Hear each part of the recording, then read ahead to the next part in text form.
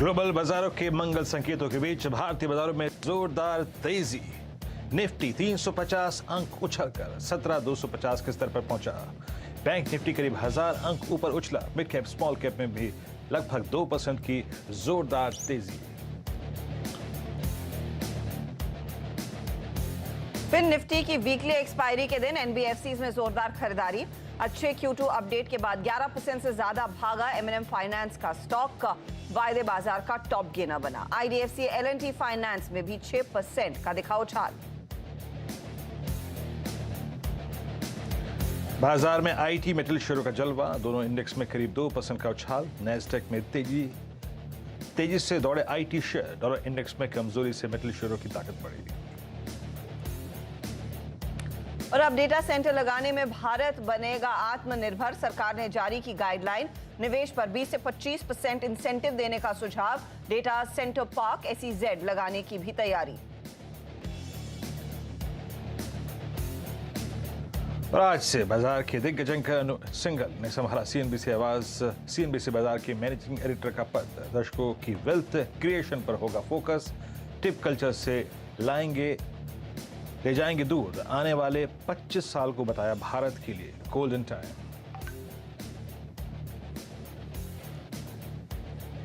और भारतीय बाजारों में आज नवमी का जश्न मनाया जा रहा है। पूरे जोश में भारतीय बाजार।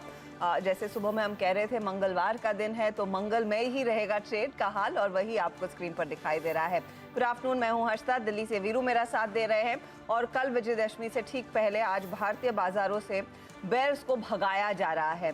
तो तेजी की पूरी यहाँ पर स्क्रीन आपको दिखाई देगी। 17,268 का दरअसल आज दिन का हाई था। वहां से हम सिर्फ 30 पॉइंट दूर हैं। आप निफ्टी बैंक पर ध्यान देंगे तो 1000 पॉइंट तक की तेजी यहां पर देखने को मिली है। चौतरफा खरीदारी आज साबित होती हुई दिखाई दे रही है, क्योंकि अगर आप मिड कैप इंडेक्स भी देखें वो भी पूरा 700 पॉइंट की बढ़त पर कारोबार कर रहा है। एडवांस डिक्लाइन रेशियो में आपको एकदम तेजी ही दिखाई देगी। 5:1 का रुझान है, यानी कि 6 अगर ट्रेड्स हो रहे हैं तो 5 में से 5 स्टॉक्स में कम से कम तेजी ही बनती हुई दिखाई दे रही है। और अलग अलग पॉकेट्स ऑफ स्ट्रेंथ आज देखिएगा। एक तो बैंकिंग फाइनेंशियल स्टॉक्स, क्योंकि HDFC का अपडेट आया मजबूत था। IDFC बैंक का अपडेट आया वो मजबूत था। फिर इंट्राडे सेशन में हमने HDFC बैंक की तरफ से एक अपडेट देखा, वो भी मजबूत। तो इन स्टॉक्स के बल पर हमने देखा अच्छी खासी खरीदारी देखने को मिली है। दूसरी तरफ टेक्नोलॉजी काउंटर्स नतीजे अगले हफ्ते से आना शुरू हो जाएंगे। नैस्डैक भागा तो वहां पर तेजी बनती दिखाई दी है। आज ऑटो कंपनियों में भी फिर से जोर देखने को मिला है। एक चीज जरूर हुई है, जो पावर और आपके डिफेंसिव फार्मा कंपनियां थी वहां पर हल्की हल्की मुनाफा वसूली, लेकिन ओवरऑल जो माहौल है वो तेजी की तरफ ही इशारा कर रहा है। Veeru, good afternoon. सुबह में मैं आप लोगों की कमेंट्री सुन रही थी। 17,200 का जिक्र खूब हुआ।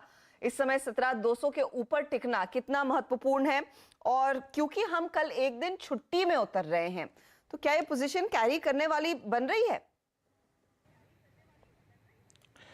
हर्षिता, गुड आफ्टरनून और आज के दिन की आपको भी शुभकामनाएं। और हर्षिता देखिए, आज सुबह मेरी क्लियर कट अप्रोच थी और देखिए कल आप कार्यक्रम में नहीं भी थी, तब भी बाजार 1.5 पे क्लोज हुआ था। हमने क्लियर कट कहा था नो शॉर्टिंग थॉट्स, और दोनों ही इंडिसेस का जो बेस था वो एग्जैक्टली सीएनबीसी आवाज का बेस 1 था इंडिसेस पर, निफ्टी बैंक का।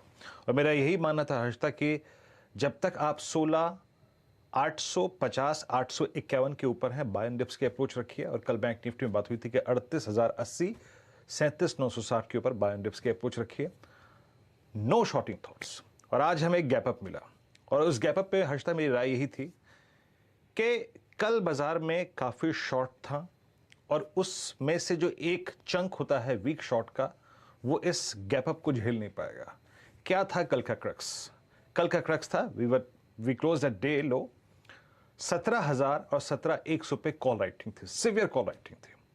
और जैसे ही हर्षिता SGX निफ्टी ने ये प्रूव कर दिया, और इनफैक्ट जब पहला टिक आया कि we are opening above 17,100, clear cut था कि आप 17,200 के। और आज का जो मैं बेस्ट जोन सोच के आया था ना हर्षिता, वो क्या था आपकी स्क्रीन पे? It was 17,262। अब आप हर्षिता अगर आप आज के इंट्राडे हाई को देखेंगी तो वो है 17,268। अब मतलब लॉजिक क्या है? देखिए, हमारी बात ये हुई थी कि अगर 110 के ऊपर खुलेंगे तो हम 17,044 का स्टॉप लॉस लगा के एक फ्रेश बाय और करेंगे। और ऐसे सर्कमस्टेंसेस में हमें ऊपर की तरफ मिलेगा करीब करीब 17,153, 181, 221 और 262, ये सब हमको मिल चुका है। जब आपसे बात हो रही है ये सब हमको मिल चुका है। अब 262 क्या है? 262 हर्षता जाइए और डेली चार्ट्स पे मॉनिटर करिए। It's 50 week exponential moving average for Nifty, exactly यही प्राइस 260। और एक इंटरेस्टिंग एवरेज जो कि हायर लेवल्स पे फ्लोट हो रहा है हर्षता, वो है इसका 20 डे एक्सपोनेंशियल मूविंग एवरेज, और वो आता है 325 के जोन में। अब क्या 325 के लिए हमें वेट करना चाहिए? आज आपका प्रश्न है क्या कैरी करें? Let's check. जरा हम देखते हैं डेटा। जो 6 अक्टूबर का वीकली कॉन्ट्रैक्ट है उसका डेटा देखते हैं, एग्जैक्टली वहां पे शेप क्या बन रही है आज।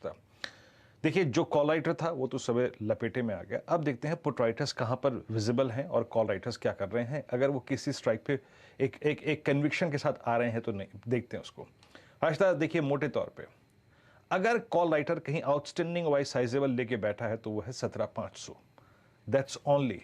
और जिस प्रकार की 17,200 पे पुट राइटिंग हुई है, look at the quantum of put writing at 17,200, 99 lakh put बिकी हैं और 1 करोड़ शेयर अगर आप देखें आउटस्टैंडिंग वाई में है। तो मैं यही कहूंगा, अगर आप डीप पॉकेट हैं तो अपनी पोजीशंस को आप ओवरनाइट कैरी कर सकते हैं। सिंस डाउ फ्यूचर्स सुबह से अगर आप देखें सपोर्टिव हैं, you can carry, but reasonable point ये कहता है कि अब हमारे आगे हर्षता एक 17,325 का एक नामात्र सा रेजिस्टेंस है।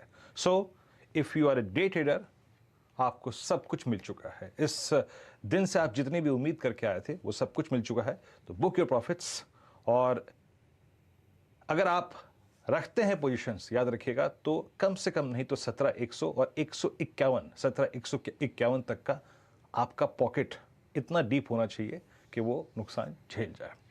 तो लेकिन अल्टीमेटली अब हर्षता जिस पॉइंट पे नजर है, that's 325, 17,325, falling 20 day exponential moving average. अब आते हैं निफ्टी बैंक पे। निफ्टी बैंक पे हमारी अप्रोच क्या थी हर्षता? क्लियर कट थी। कल भी above 38080, it's a buy on dips index. आज सुबह बातचीत हुई थी कि 38,510 के ऊपर खुलेगा तो बाय करेंगे। पहला टारगेट अगर आप देखें 38,840, फिर करीब करीब 39,000 की ट्रेजेक्टरी में। मैं जो सुबह सोच के आया था हर्षता, वो था 39010, लेकिन 10 बजे के आसपास जब आशीष और मेरा डिस्कशन हो रहा था तो मैंने अपने टारगेट्स को रिवाइज किया था, और मैं एक टारगेट अब जो अपने जहन में बैंक निफ्टी के लिए लेके चल रहा हूं वो है, सुन लीजिएगा, 39247। एग्जैक्टली वही पॉइंट जो निफ्टी में 325 पे है, यही वो पॉइंट है 39247, exactly falling 20 day exponential moving average. क्या सपोर्टिव है डेटा? आइए देखते हैं बैंक निफ्टी का डेटा क्या कहता है। बैंक निफ्टी में पुट राइटर्स कहां विजिबल हैं और कॉल राइटर्स ने कहां तक का स्कोप हमको चढ़ने का दे रखा है। अगर आप डे ट्रेडर हैं, नो डाउट आप प्रॉफिट बुक कर सकते हैं, आप इससे ज्यादा की गुंजाइश नहीं तलाश रहे हैं। लेकिन एग्जैक्टली स्टैट्स क्या कहते हैं? आपकी स्क्रीन पर आप देखिए 6 स्ट्राइक्स आएंगे। Look at put writing, specially Harshata आप जिस लेवल के ऊपर ट्रेड कर रहे हैं, 34 लाख पुट बिकी, और कॉल राइटर्स का कन्विक्शन अगर कहीं पर है तो वह है 31 लाख आउटस्टैंडिंग वाई के साथ करीब करीब 39,500 के जोन में। So as a day trader you can book, but if you are holding, still holding, if you want to hold, next level 39,247 का प्लीज लेके चलिएगा। और अगर आप पोजीशंस को होल्ड कर रहे हैं तो एक reasonable pocket friendly stop loss लेके चलिए। और एक चीज हर्षता लास्ट में कहूंगा, please please please Nifty auto पे और ऑटो स्टॉक्स पे क्लोजिंग में नजर रखिए। आप यकीन मानिए, इन टर्म्स ऑफ चार्ट्स, प्लेसमेंट और OI एडिशंस, मेरा क्लोजिंग में पूरा का पूरा रुझान इस सेक्टर पे होगा हर्षदा। ऑटो काउंटर्स रेडार पर रहेंगे, और इस पर दरअसल आज हमने देखा है कई सारे स्टॉक्स हैं जो टॉप गियर में आज भागते हुए दिखाई दिए। चलिए आपके सामने लेकर आते हैं वो ट्रेंडिंग काउंटर्स। और ट्रेंड मार्केट ने आज तेजी का ही बनाया हुआ है, और अलग अलग पॉकेट्स ऑफ स्ट्रेंथ, जैसे हम पहले भी कह रहे थे, उनमें तेजी देखने को मिल रही है। लेकिन सबसे ज्यादा क्या चला है वो आपकी स्क्रीन पर आएगा। तो बैंकों का बोलबाला है, 5% ऊपर इंडसइंड बैंक, बहुत ही मजबूत Q2 का अपडेट इन्होंने दिया है। 4 क्वार्टर में दरअसल लोन ग्रोथ हाईएस्ट है, डिपॉजिट ग्रोथ 5 क्वार्टर में काफी ज्यादा बढ़िया देखने को मिल रही, तो उसका फायदा। आज मेटल्स में ओवरऑल एक तेजी का रुझान बना है, तो हिंडाल्को 3.5% ऊपर, ऑटो जिसका जिक्र वीरू कर रहे थे, टू व्हीलर में देखिएगा हीरो मोटोकॉर्प 3.5% ऊपर, तो वहां पर Tata Motors four wheeler side पर करीब 2-2.5% तक की वृद्धि पर कर रहा है कारोबार। तो ये तेजी वाले काउंटर्स हैं। इसके अलावा आप देखिएगा ट्रेंड तेजी का एम फाइनेंशियल ने पकड़ा, 10-12% तक का इजाफा आज इंट्राडे में देखने को मिला है। इनका भी Q2 अपडेट काफी बेहतर है।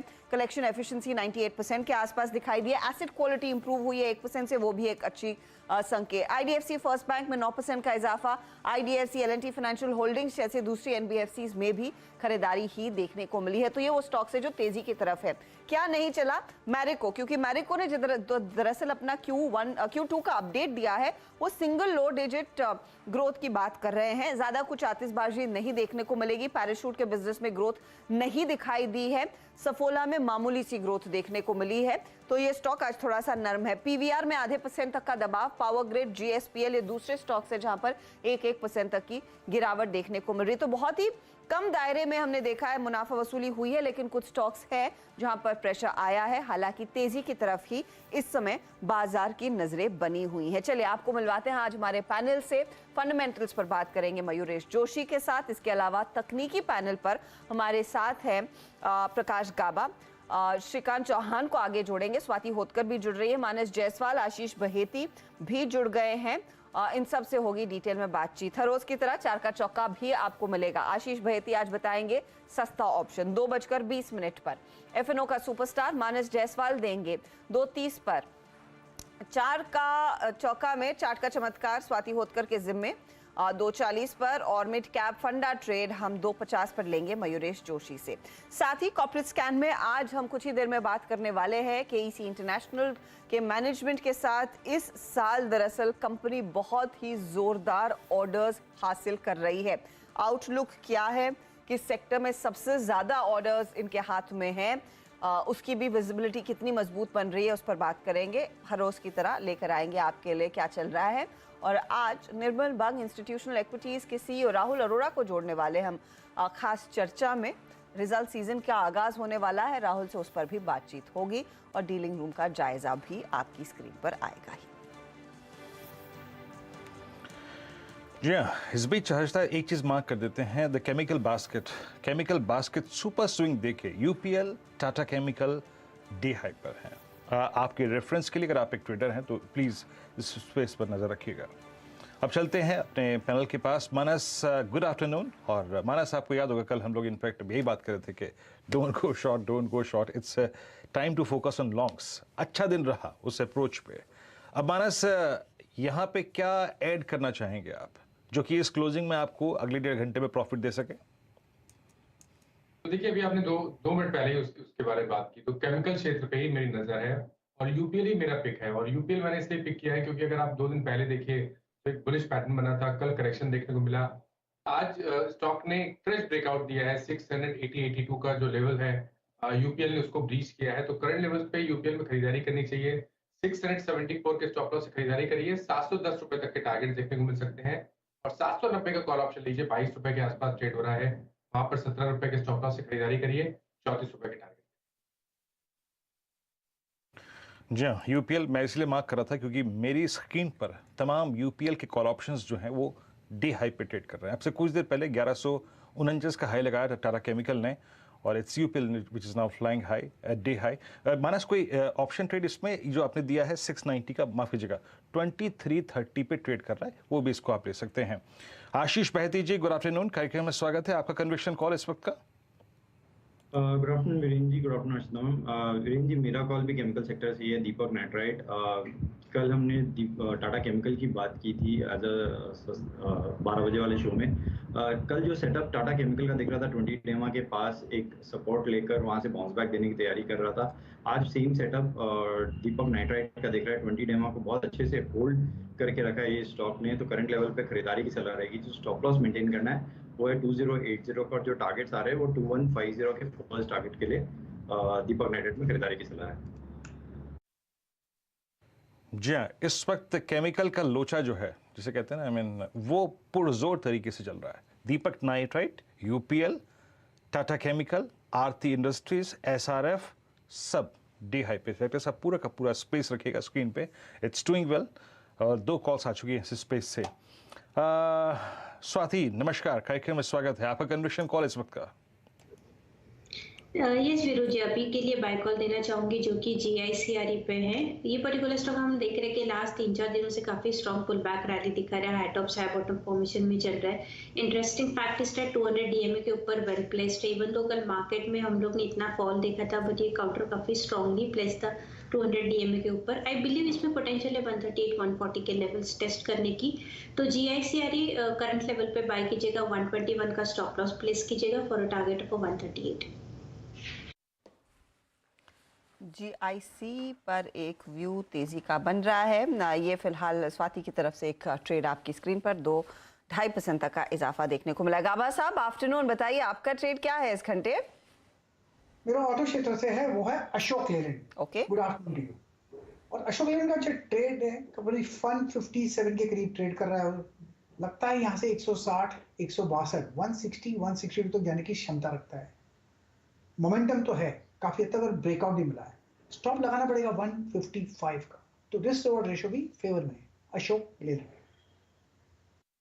अशोक लेलैंड 160 के ऊपर जाने की पूरी क्षमता रखता है। आप यहाँ पर तेजी करें। और वैसे भी आज देखिएगा बाकी सभी ऑटो कंपनियों में, चाहे वो CV हो अशोक लेलैंड जैसी, या फिर आपकी 2 व्हीलर हीरो मोटोकॉर्प जैसी, टाटा मोटर्स, इन सब में तेजी देखने को मिली। इनफैक्ट ट्रैक्टर बिजनेस में भी हमने देखा है काफी तगड़ा मूव देखने को मिला, क्योंकि बिक्री के आंकड़े काफी जोरदार रहे। हम कोशिश कर रहे हैं कुछ डेटा निकालने की कि इस समय दरअसल इन नवरात्रों में कई लोग नई गाड़ी बुक करते हैं या फिर कुछ डिलीवरी लेते तो उनकी बुकिंग वाली आंकड़े तो पहले ही आ गए होंगे, लेकिन जिन्होंने नई गाड़ी बुक की है वो अगर आंकड़ा सामने आ जाए तो शायद एक क्लियर कट पिक्चर सामने उभर कर आएगी कि किस तरह का मूड माहौल इस समय शोरूम्स में भी है गाड़ियों की बिक्री के लिए। चलिए इस बीच एक मयूरेश से भी व्यू ले लेते हैं कि इस समय वो क्या ट्रेड लेना पसंद कर रहे हैं। मयूरेश आफ्टरनून, ना बताइए क्या ट्रेड होगा हाथ में?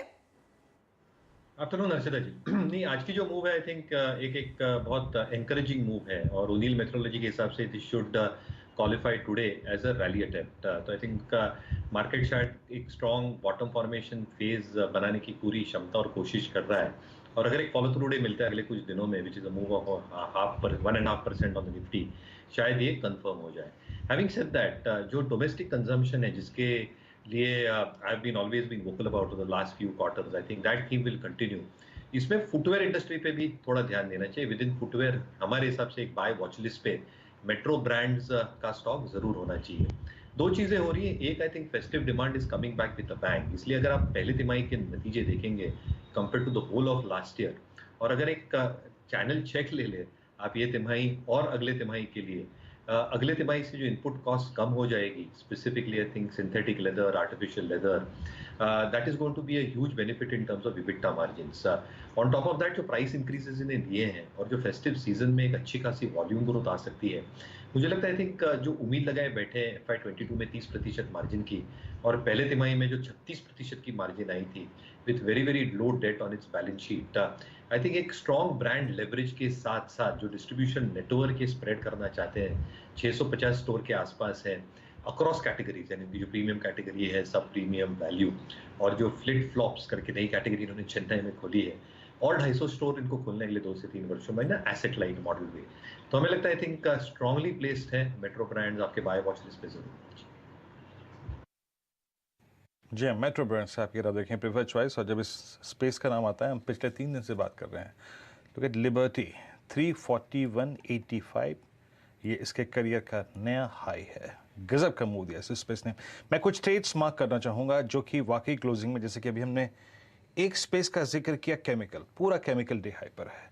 2-3 स्पेस और देख लीजिए since it's a festival week, और इनफैक्ट शुरुआत है उसकी।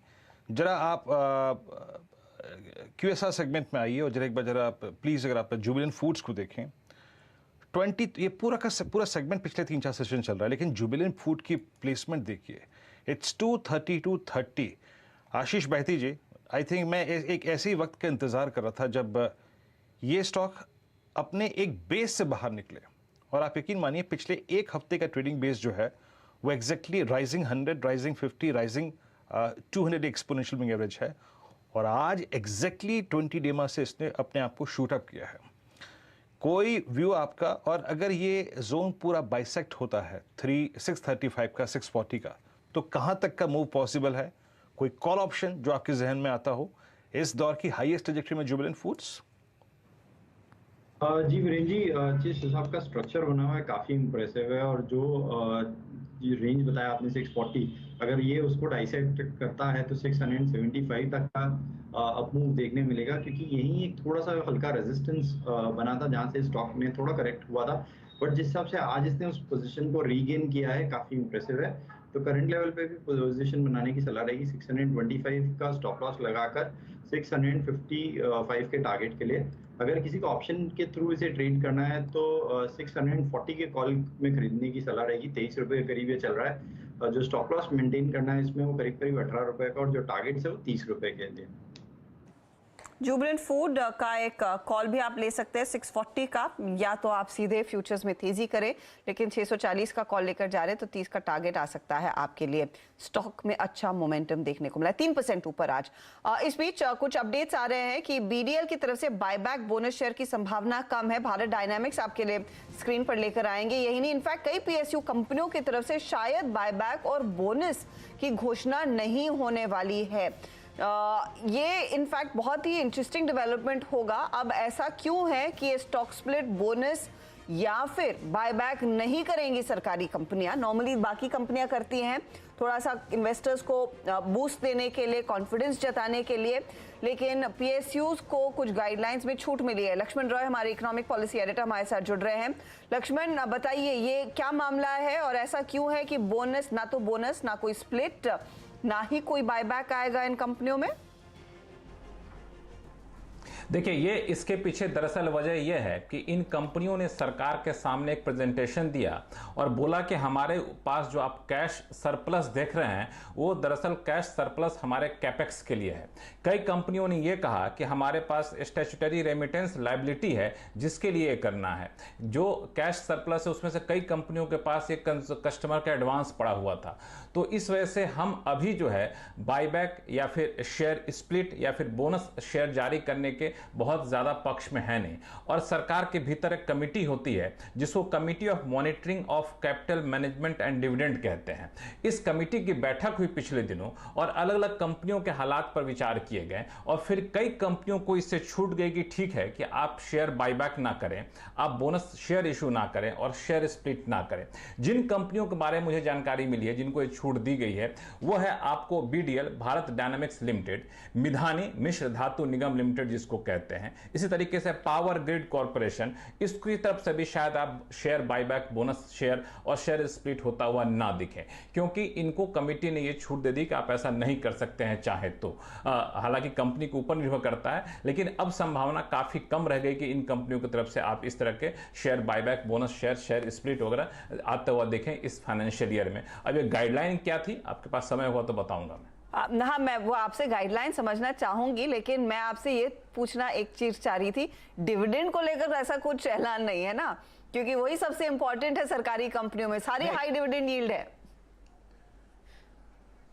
डिविडेंड को लेकर भी आपने बिल्कुल सही सवाल पूछा है। इस बैठक में डिविडेंड को लेकर भी हर कंपनियों के लिए चर्चा हुई और कई कंपनियों ने यह कहा कि डिविडेंड, चूंकि कई कंपनियों को दलील थी हमने कुछ दिन पहले ही डिविडेंड दिया है, कुछ कंपनियों को दलील थी हमने पिछले साल ज्यादा डिविडेंड दिया था, तो कुछ कंपनियों के लिए कहा गया कि ठीक है डिविडेंड दीजिए लेकिन कम डिविडेंड दीजिए, लेकिन डिविडेंड नहीं दीजिए इस बात की छूट शायद किसी कंपनी को नहीं दी गई है। अच्छा, मेरा ये सवाल पूछने का मकसद यही था क्योंकि लक्ष्मण, हम सब जानते हैं इन सरकारी कंपनियों में सबसे ज्यादा हिस्सा दरअसल सरकार के हाथ में है।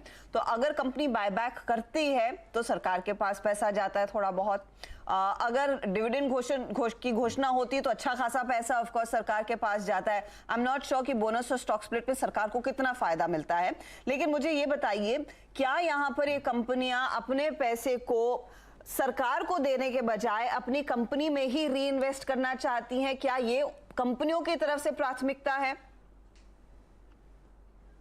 बिल्कुल आपने सही कहा। दरअसल कंपनियों का यह कहना है कि जो आप हमारे पास कैश सरप्लस देख रहे हैं, उस कैश सरप्लस का हम जो इस्तेमाल है वो करने वाले हैं खासतौर से कैपिटल एक्सपेंडिचर को लेकर के। तो अधिकांश कंपनियों को दिल थी कि हमारे पास कैपिटल एक्सपेंडिचर है, उस पर करना है, नए प्रोजेक्ट आने हैं वहां पे करना है। और कैश सरप्लस जब दिखता है अकाउंट में तो अलग अलग मदों में होता है। तो उनका कहना है कई सारे कैश सरप्लस जो है वो हम कस्टमर से एडवांस लिए, इसलिए आपको कैश सरप्लस दिख रहा है। कई कंपनियां वाकई थोड़ी सी मुश्किल में थी। इस वजह से सभी हालात को देखते हुए इस कमेटी ने यह सोचा कि गाइडलाइन जो विनिवेश विभाग की है उस गाइडलाइन से इनको छूट दी जाए और इन कंपनियों को शेयर बायबैक, बोनस शेयर या फिर शेयर स्प्लिट करने की छूट ना करने की छूट दे दी जाए। तो ये पैसा जो होगा वो पैसा जाहिर तौर पे वो कंपनियां अपने यहाँ निवेश करेंगी, कैपिटल एक्सपेंडिचर पर खर्च करेंगी, बजाय इसके कि सरकार की झोली में देगी। इस खबर इसलिए ज्यादा महत्वपूर्ण है क्योंकि विनिवेश का लक्ष्य सरकार पूरा करते हुए नहीं दिख रही है। ऐसे में इस तरह का फैसला कंपनियां लेती हैं कि शेयर बायबैक नहीं करना है, बोनस शेयर नहीं देना है, डिविडेंड पर कोई कटौती करती है, तो जाहिर तौर पे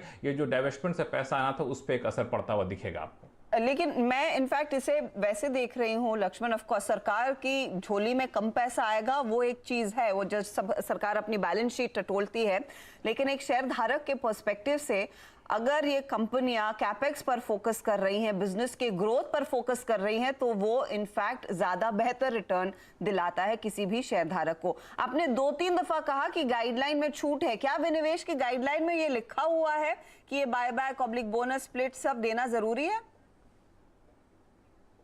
बिल्कुल, दरअसल विनिवेश विभाग ने 2016 में ही एक गाइडलाइन जारी की थी। उस गाइडलाइन में यह कहा गया था, आपको बता दूं, कि शेयर बायबैक करना होगा हर कंपनी को अगर वो 200 करोड़ रुपए का नेटवर्थ हो उसके पास और 100 करोड़ रुपए का कैश और बैंक बैलेंस हो। ये दो शर्तों को पूरा करती है कंपनी तो उनको शेयर बायबैक करना होगा। और हर साल इस गाइडलाइन के आधार पर कंपनियों का फाइनेंस बैलेंस शीट की समीक्षा की जाती है। इसी तरीके से गाइडलाइन से कहती है कि बोनस शेयर जारी करना होगा अगर paid up equity share capital का 10 गुना नेटवर्थ और कैश सरप्लस हो। तो अगर paid up equity share capital का 10 गुना नेटवर्थ और कैश सरप्लस होता है तो आपको बोनस शेयर जारी करना होगा, यह विनिवेश विभाग की गाइडलाइन कहती है। शेयर स्प्लिट करना होगा अगर शेयर मार्केट का प्राइस या बुक वैल्यू फेस वैल्यू के 50 गुना से ज्यादा हो। तो ये कुछ शर्तें हैं और इन शर्तों के आधार पर हर साल कंपनियां बैठती हैं सरकार के पास और सरकार के भीतर एक कमेटी बाकायदा बनी हुई है। वो कमेटी के पास अपना पक्ष रखती है कि इन गाइडलाइन से हमें छूट दी जाए, फिर गाइडलाइन की किन किन बातों को हम पालन करना चाहते हैं, किन किन बातों का नहीं करना चाहते हैं। और उसी सिलसिले में पिछले कुछ दिनों से, एक महीने से कह सकता हूं मैं, करीब दर्जन भर से ज्यादा सरकारी कंपनियों के फाइनेंशियल इस पर चर्चा हो चुकी है। उससे जो बातें निकल कर आई है वो मैंने आपको बताया। लक्ष्मण, इस अपडेट के लिए मयूरेश मैं इस पर आपका टेक चाहती हूँ, क्योंकि ये ऐसे तो लग रहा है कि एक हाथ से गाइडलाइन में थोड़ा सा जो छूट दी गई है तो ना बोनस आएगा ना स्टॉक स्प्लिट आएगा, तो वैसे कोई इंस्टेंट इंसेंटिव नहीं है। लेकिन अगर यही कंपनी स्पेशली बीडीएल मिसाल के तौर पर या मिश्र धातु मिसाल के तौर पर जो बड़े पैमाने पर डिफेंस ऑर्डर्स पर बैठी हैं, अपना कैश रिजर्व उस कैपेक्स में लगाती हैं और इन्वेस्ट करती हैं अपनी फैसिलिटीज में, वो तो शेयर धारकों के लिए बड़ा पॉजिटिव होगा।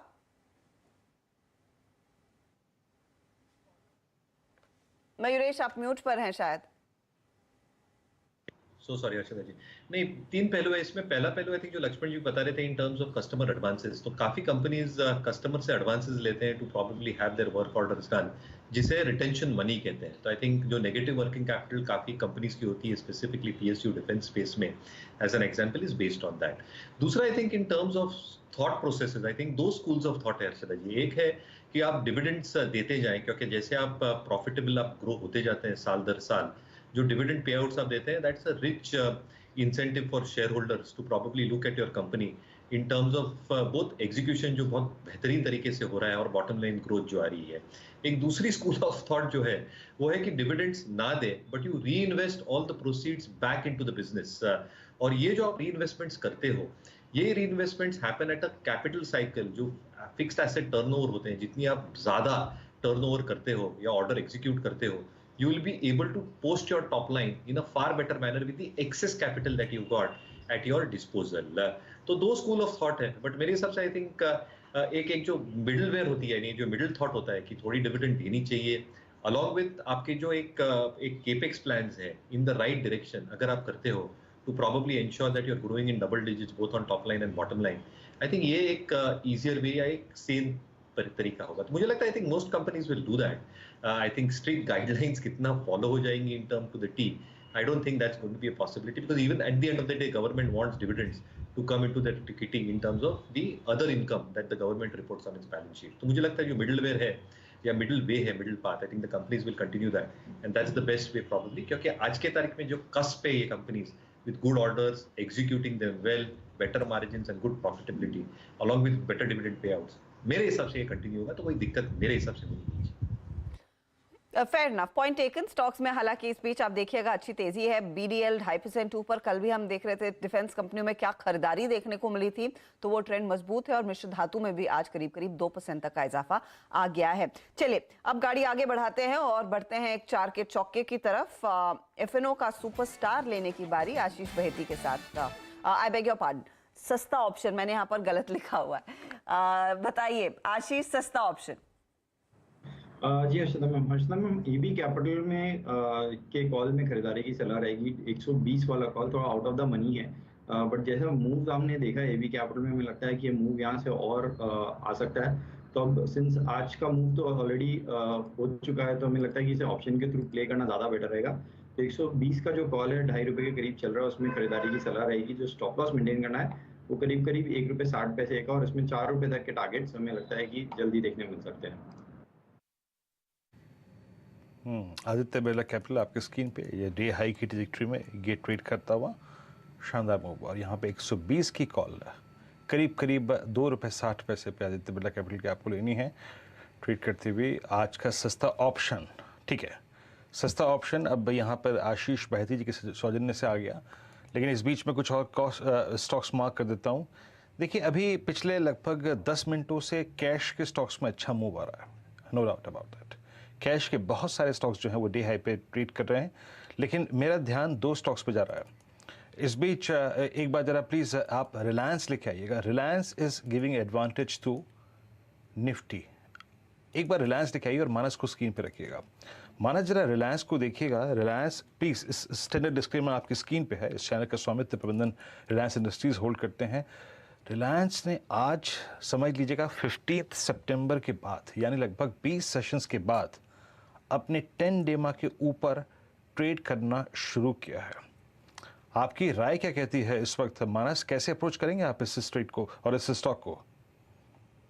देखिए 2 दिन पहले भी मैं रिलायंस पे बुलिश था, क्योंकि अगर आप कैंडलस्टिक चार्ट देखेंगे डेली चार्ट पे, वहां पर बुलिश एंगल्फिक पैटर्न बना था।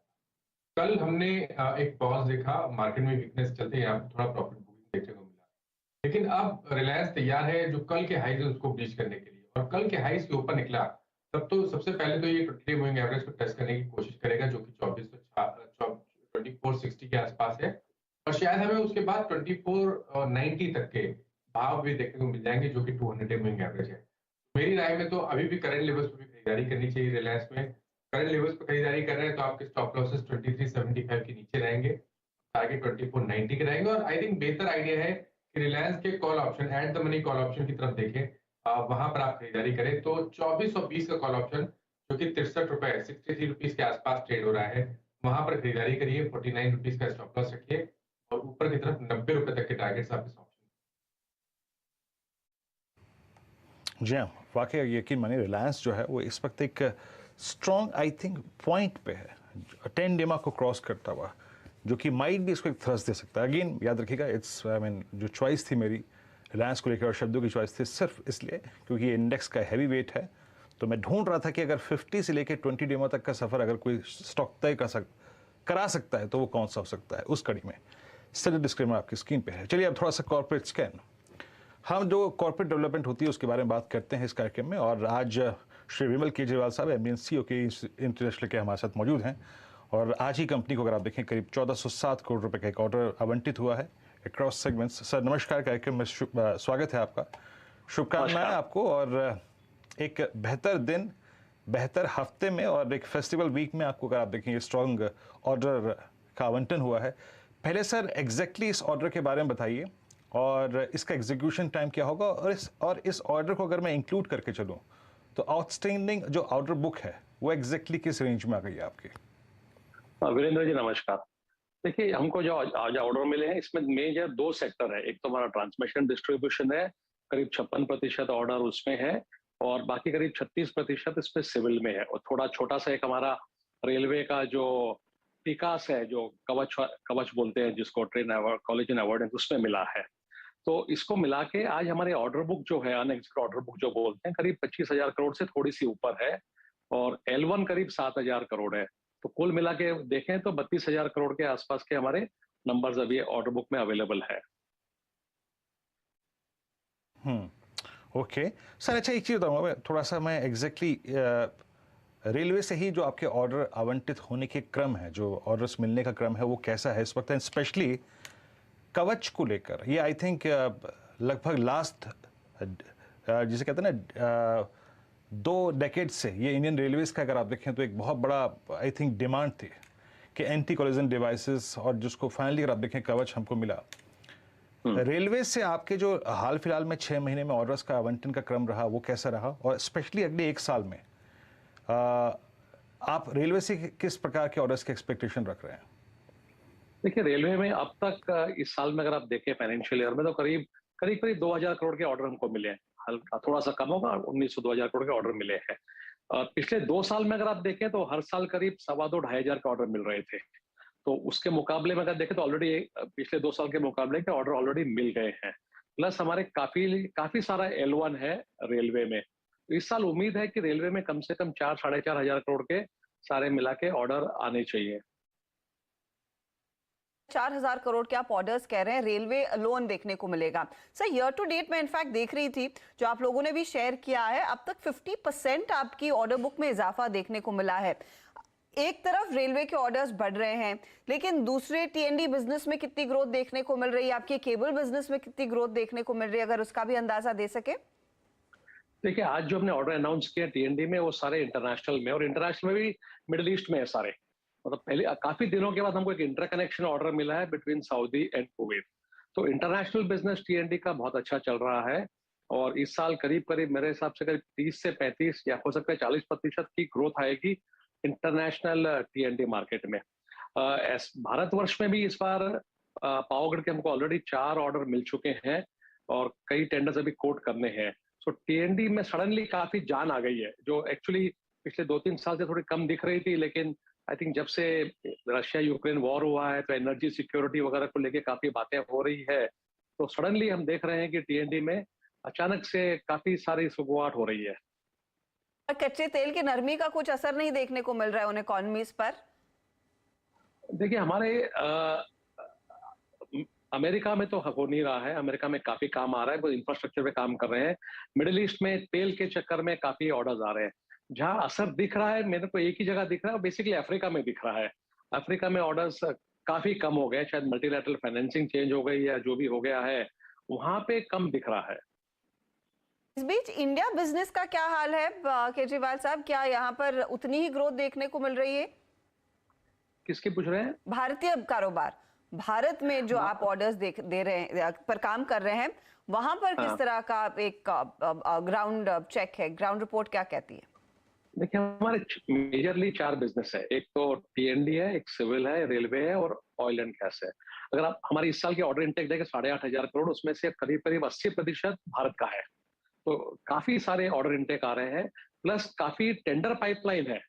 तो मेरे हिसाब से जो हम लोग इस साल के ऑर्डर इंटेक की बात करें 18 से 20,000 करोड़ का, ज्यादातर अब उसमें से इंडिया में ही आएगा। बहुत बहुत शुक्रिया सर, आप इस कार्यक्रम में शामिल हुए सर, और सभी अगर आप देखें पर्सपेक्टिव से अपनी राय रखी आपने, ऑर्डर विंस पे, एग्जीक्यूशन टाइम्स पे, और ओवरसीज मार्केट कैसा कर रहा है, डोमेस्टिक मार्केट्स कैसा कर रहा है, रेलवे डिवीजन कैसा कर रहा है, सभी पर्सपेक्टिव से बात करने के लिए। और सर, एक बार फिर से आपको नवरात्र की, नवमी की, दशहरे की शुभकामनाएं पूरे CNBC परिवार, आवास परिवार की तरफ से। आपको भी। लौटते हैं मार्केट्स पे, और मार्केट्स, जी शुक्रिया sir. Markets at day high, look at Nifty, it's now 17,265, और एग्जैक्टली आप देखिए तो इस वक्त जो चीज़ें इस बाज़ार में वो थ्रस्ट जनरेट कर रही हैं, अभी कुछ देर पहले हमने रिलायंस की बात की थी, और इस कार्यक्रम के शुरुआत में जो ट्रेड्स गए थे वो थे chemical. Look at UPL now, गजब मूव देके डे हाई की ट्रैजेक्टरी में है। और मैं इस वक्त एक स्टॉक और छेड़ना चाहूँगा, और वो है कोल इंडिया।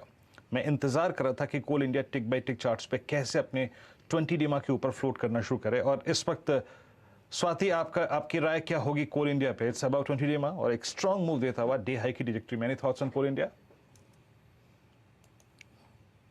इन दिनों से हम लोग ने काफी एक स्ट्रॉन्ग पुल बैक रैली देखी है। 100 डीएम में टेस्ट किया है 207 के आसपास एंड वहां से हमें पुल बैक रैली नजर आ रही है। आज 50 डीएम के ऊपर है, प्रोबेबली क्लोजिंग उसके ऊपर रखेगी। आई बिलीव कि 240 245 के लेवल्स हमें देखने मिल सकते हैं। तो जिनके पास पे लॉन्ग पोजीशन है वो डेफिनेटली होल्ड ऑन कर सकते हैं। 218 का इमीडिएट सपोर्ट लेवल है, तो वो एक स्टॉप लॉस रखे हम अपने कोल इंडिया के लॉन्ग पोजीशन होल्ड कर सकते हैं।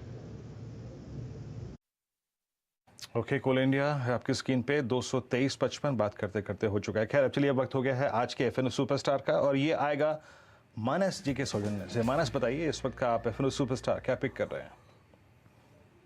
देखिए, इस टाइम के लिए वोल्टास पे मेरी नजर है। यहाँ पर 2-3 रीजन है। एक तो बॉटम बन गया है 880 के आसपास, स्टॉक ने हाई टॉप साइड बॉटम को कंफर्मेशन दिया, इनवर्स ट्रेडिशनल पैटर्न का ब्रेकआउट देखने को मिला, वीकली चार्ट पे एक हैमर पैटर्न बना है और आज डेली चार्ट पे 20 डे मूविंग एवरेज बीच हो गया है। कुल मिला के ऐसा लग रहा है कि बॉटम फॉर्मेशन हो गया है और अब स्टॉक तैयार है अपने 50 डे मूविंग एवरेज को टेस्ट करने के लिए, जो कि 960 रुपए के आसपास है। तो वोल्टास पे करंट लेवल्स पे खरीदारी करेंगे। 924 रुपए के भाव चल रहे हैं। करंट लेवल्स पे खरीदारी करिए 904 रुपए के स्टॉप लॉस से, और 965 तक के टारगेट्स आप यहाँ पर देख सकते हैं। यहाँ पर ऑप्शन ट्रेड भी ले सकते हैं, जो at the money call option है 920 वाला 35 रुपए के आसपास ट्रेड हो रहा है। वहां पर खरीदारी करिए, 24 रुपए के स्टॉप लॉस लगाइए और 55 रुपए के टारगेट सेट करिए। वोल्टास की 920 की कॉल ऑप्शंस, और आप ये भी ले सकते हैं। वोल्टास ने, देखिए, ये बहुत ही पिटा हुआ स्टॉक है, बट सडनली अगर आप देखें, जब when you are in festival season, white good segment deliver करते हैं। हेवल्स और वोल्टास की प्राइस परफॉर्मेंस में काफ़ी अंतर है, but still with in the lower trajectory, lower zone पे भी वोल्टास जो है अपने 16 सितंबर के बाद की लेकर अब तक की जो प्राइस रेंज थी उसको बाइसेक्ट करके डे हाई की ट्रेजेक्ट्री में आके ट्रेड कर रहा है। प्रकाश सर, इस वक्त आपसे एक स्टॉक पे आउटलुक चाहूँगा जो कि डे हाई पे फ्लोट कर रहा है। Let's bring ABB, capital goods space में से। आज अच्छा मूव देखे और इस वक्त करीब करीब 3098 पे डे हाई पर है, लेकिन मैं जिक्र इस वक्त इसलिए कर रहा हूँ क्योंकि अभी बिल्कुल भी नहीं चला है। स्क्रीन पर भाव है 3096, प्रकाश सर 97, जस्ट अब अपने पिछले 5 दिन की रेंज को बाइसेक्ट करता हुआ। सर, आपकी राय इस स्टॉक पे? की बात करें जो कि 3100 पे चल रहा है, वही रहा ये चार्ट। हाँ, अच्छा लगता है मुझे। 3000 के सपोर्ट जोन बहुत अच्छा है, साइकोलॉजिकल सपोर्ट है। लगता है कि यहाँ से एक अप मूव मिलना चाहिए। पहला टारगेट रहेगा 3150, उसके बाद 3200, पॉसिबिलिटी वहां तक चला जाए। स्टॉप होगा 3050। स्लो क्रीपिंग मूव है, लेकिन लगता है कि 3200 तक जाएगा, मैटर ऑफ टाइम। एबीबी 1200 की तरफ बढ़ता हुआ। गावा साहब, एक बार डेल्टा कॉप देखा क्या आपने? 213 के लेवल्स आ चुके हैं और यहाँ पर बहुत ही तगड़ा मूव देखने को मिला है।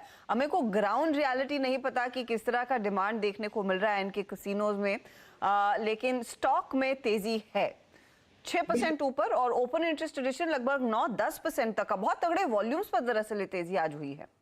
बिल्कुल, डेटा कॉप का जब चार्ट देखते हैं तो इंडिकेटर्स पर बाई सिग्नल जनरेट हो चुका है और आज एक बहुत अच्छा अप मूव मिला था इन द फर्स्ट आवर में।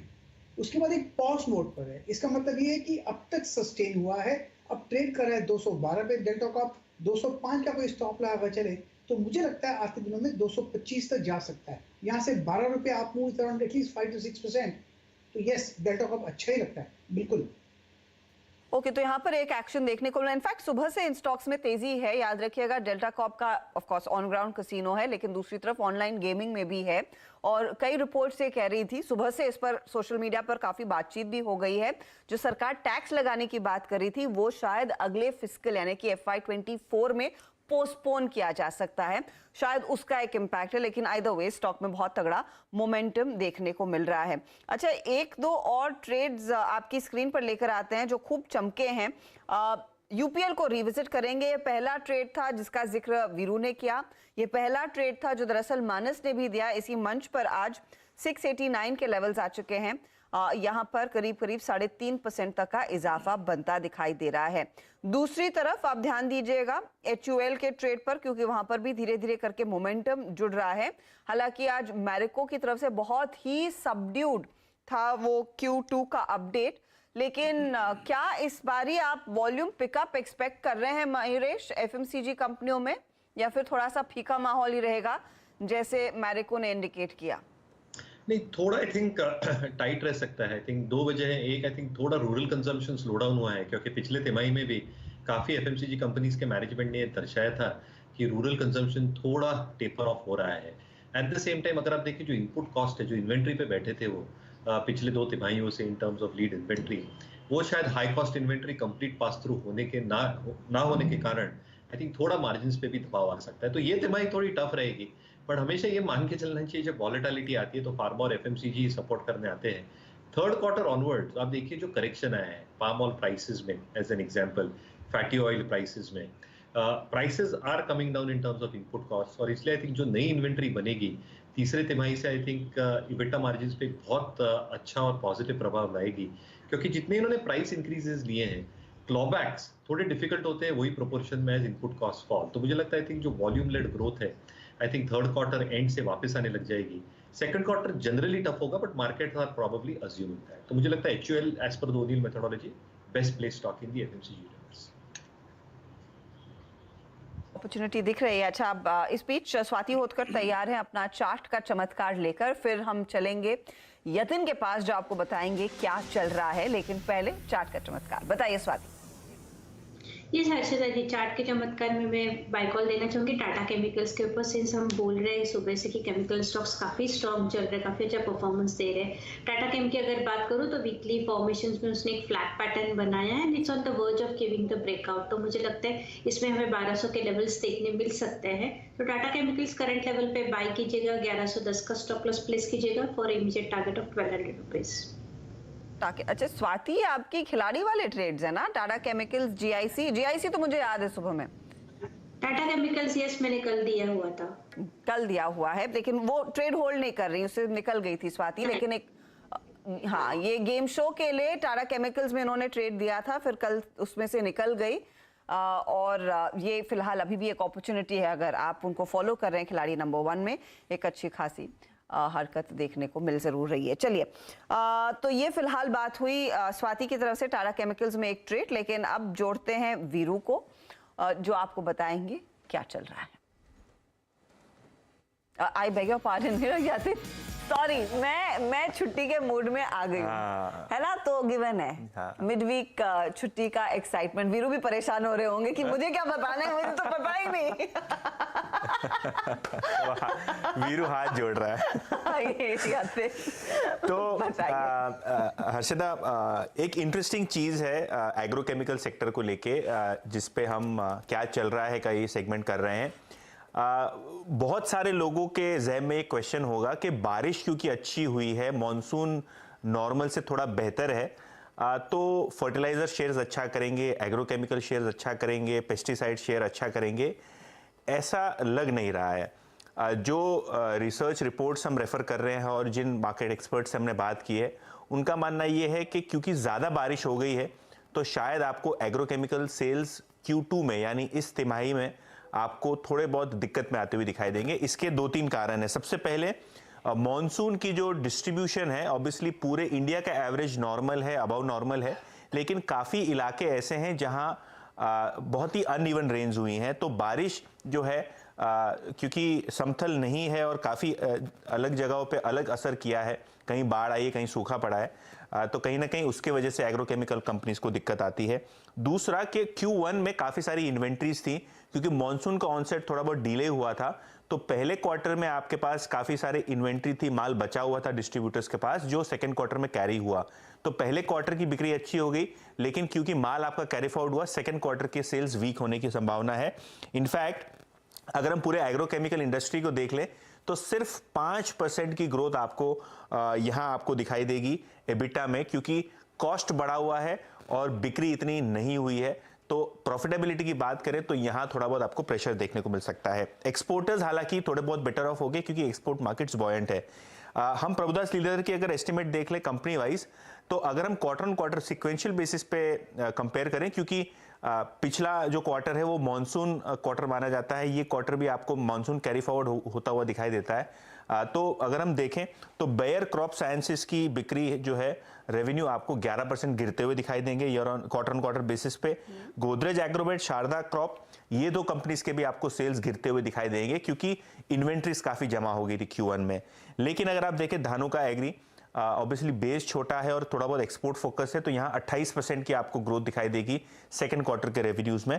पीआई इंडस्ट्रीज का भी प्रदर्शन अच्छा होना चाहिए, लगभग सिक्वेंशियली 8% की अच्छी ग्रोथ वो दिखा सकते हैं। और जो लास्ट स्टॉक है सुमितोमो केमिकल्स, ये हर्बिसाइड्स बनाते हैं, सीड्स में भी हैं, काफ़ी सारी राइस की वैरायटीज़ हैं इनके पास। तो सुमितोमो पे भी नज़रें होनी चाहिए, यहाँ भी आपको लगभग सिक्वेंशियल बेसिस पे 12% की ग्रोथ दिखाई देगी। तो जो agrochemical stroke fungicide herbicide space है, यहाँ आपको थोड़े बहुत शेयर्स या थोड़े बहुत कंपनीज निराश कर सकती हैं सेकंड क्वार्टर के रिजल्ट्स में, लेकिन थोड़ी कंपनीज जो ज़्यादा डोमेस्टिक फोकस कर रही हैं, डाइवर्सिफाइड हैं और एक्सपोर्ट मार्केट्स में ज़्यादा फोकस कर रही हैं, वहाँ शायद आपको कमाई के मौके मिल सकते हैं। अच्छा, जो आप कह रही जो ज़्यादा डाइवर्सिफाइड है उसमें धानुका एग्री और दूसरी क्या मेंशन किया था? धानुका एग्री है, सुमितोमो केमिकल्स है और पीआई इंडस्ट्रीज है। पीआई है, पीआई का प्रदर्शन अच्छा होना चाहिए। तो ये तीन कंपनियां, अगर आप इस केमिकल स्पेस पर नजर डाल रहे हैं, एक थोड़ा सा हेड्स अप दे रहे हैं आपको यातिन कि कुछ कंपनियों के बिजनेसेस में थोड़ा सा प्रेशर देखने को मिलेगा, लेकिन Dhanuka Agri, Sumitomo, PI Industries जैसे स्टॉक्स है जहां पर बिजनेस में ग्रोथ नजर आ रही है। मयूरेश, आपकी प्रेफरेंस क्या रहेगी? क्योंकि ये लार्जली एग्री केमिकल, पहले तो केमिकल्स इतना बड़ा सेक्टर है, उसमें एग्री केमिकल में भी कई सारी कंपनियों का एक्सपोजर है। अगर आपने पोजीशन लेनी है फंडामेंटली, ये देखकर कि नंबर्स कहां पर मजबूत होने वाले हैं, आपका दाव किस पर रहेगा?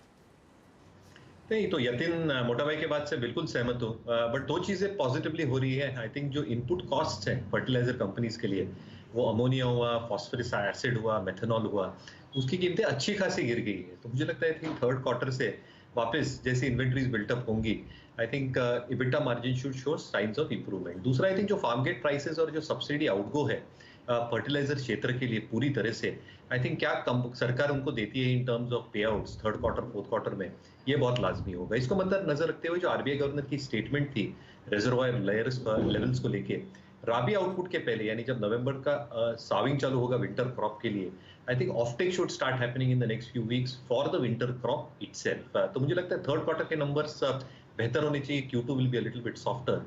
मेरा फोकस रहेगा आई थिंक ट्रेडिशनल कंपनीज पे। तो मुझे लगता है I think Coromandel International as an example या चंबल फर्टिलाइजर्स, इसमें थोड़ी volume offtake plus price dynamics favour में रहने चाहिए दोनों कंपनियों के। एग्रोकेमिकल्स, वाकई अगर आप देखें केमिकल स्पेस क्या गजब का मूव देता हुआ। मेरे ख्याल से एक स्टॉक दीपक नाइट्राइट का, इट्स नाउ 821.04 डे हाई पर आके ट्रेड करता है। पूरा का पूरा स्पेस जो है वो डे हाई पर आके ट्रेड कर रहा है। अच्छा, एक स्टॉक और देख लीजिए जरा प्लीज। आज सुबह मेरे ध्यान में स्टॉक आया था और जरा प्लीज यूनाइटेड स्पिरिट्स लेके आइएगा। और मैं इनफैक्ट कोशिश कर रहा था कि इस पर एक व्यू लूँ। आशीष बाहेती जी का बहुत अच्छी तरीके से अगर आप देखें वो इसको रीड करते हैं, उस वक्त इसका प्राइस था 839 रुपये। मॉर्निंग की बात है, मैं आशीष के साथ कार्यक्रम कर रहा था और 855 पे डे हाई पर आके ट्रेड करता हुआ ये। श्रीकांत चौहान कोटक सिक्योरिटी से हमारे जुड़ चुके हैं। श्रीकांत नमस्कार, कार्यक्रम में स्वागत है आपका। नवमी की शुभकामनाएं आपको। बताइए आपका कन्विक्शन ट्रेड क्या रहेगा और मैकडी पे अगर कोई छोटा सा व्यू हो तो प्लीज बताइएगा। वीरेंद्र, आपको, अर्शद, आपको सभी को बहुत सारी शुभकामनाएं। और हमें लगता है कि आज मार्केट ने भी इसे काफी अच्छी तरीके से सेलिब्रेट किया है। 17,250 के लेवल्स को क्रॉस करना इट्स बिग। और अगर इस पर्टिकुलर ओवरऑल मोमेंटम में अगर देखा जाए तो मैकडॉवेल ने भी काफी अच्छा प्रदर्शन किया है। और मुझे लगता है कि ये स्टॉक जो है वो इस बार 870 से लेकर 890 के लेवल्स बिल्कुल दिखा सकता है। तो करंट लेवल से मुझे लगता है कि यूनाइटेड स्पिरिट्स को अभी भी लॉन्ग करके चले और यहाँ पे स्टॉप लॉस रख सकते हैं हम एट 840 का स्टॉप लॉस रखें। थोड़ा बड़ा स्टॉप लॉस रखना चाहिए क्योंकि मार्केट थोड़ा वॉलेटाइल रहेगा, बट इवेंचुअली हमें लगता है कि यूनाइटेड स्पिरिट्स 890 से लेकर 900 के लेवल्स आने वाले कुछ दिनों में दिखा सकता है। 90 से 900 तक के स्तरों तक बढ़ने की पूरी यहाँ पर गुंजाइश है। स्टॉक में अच्छा मोमेंटम, 3-3.5% तक की तेजी इधर देखने को मिल रही है।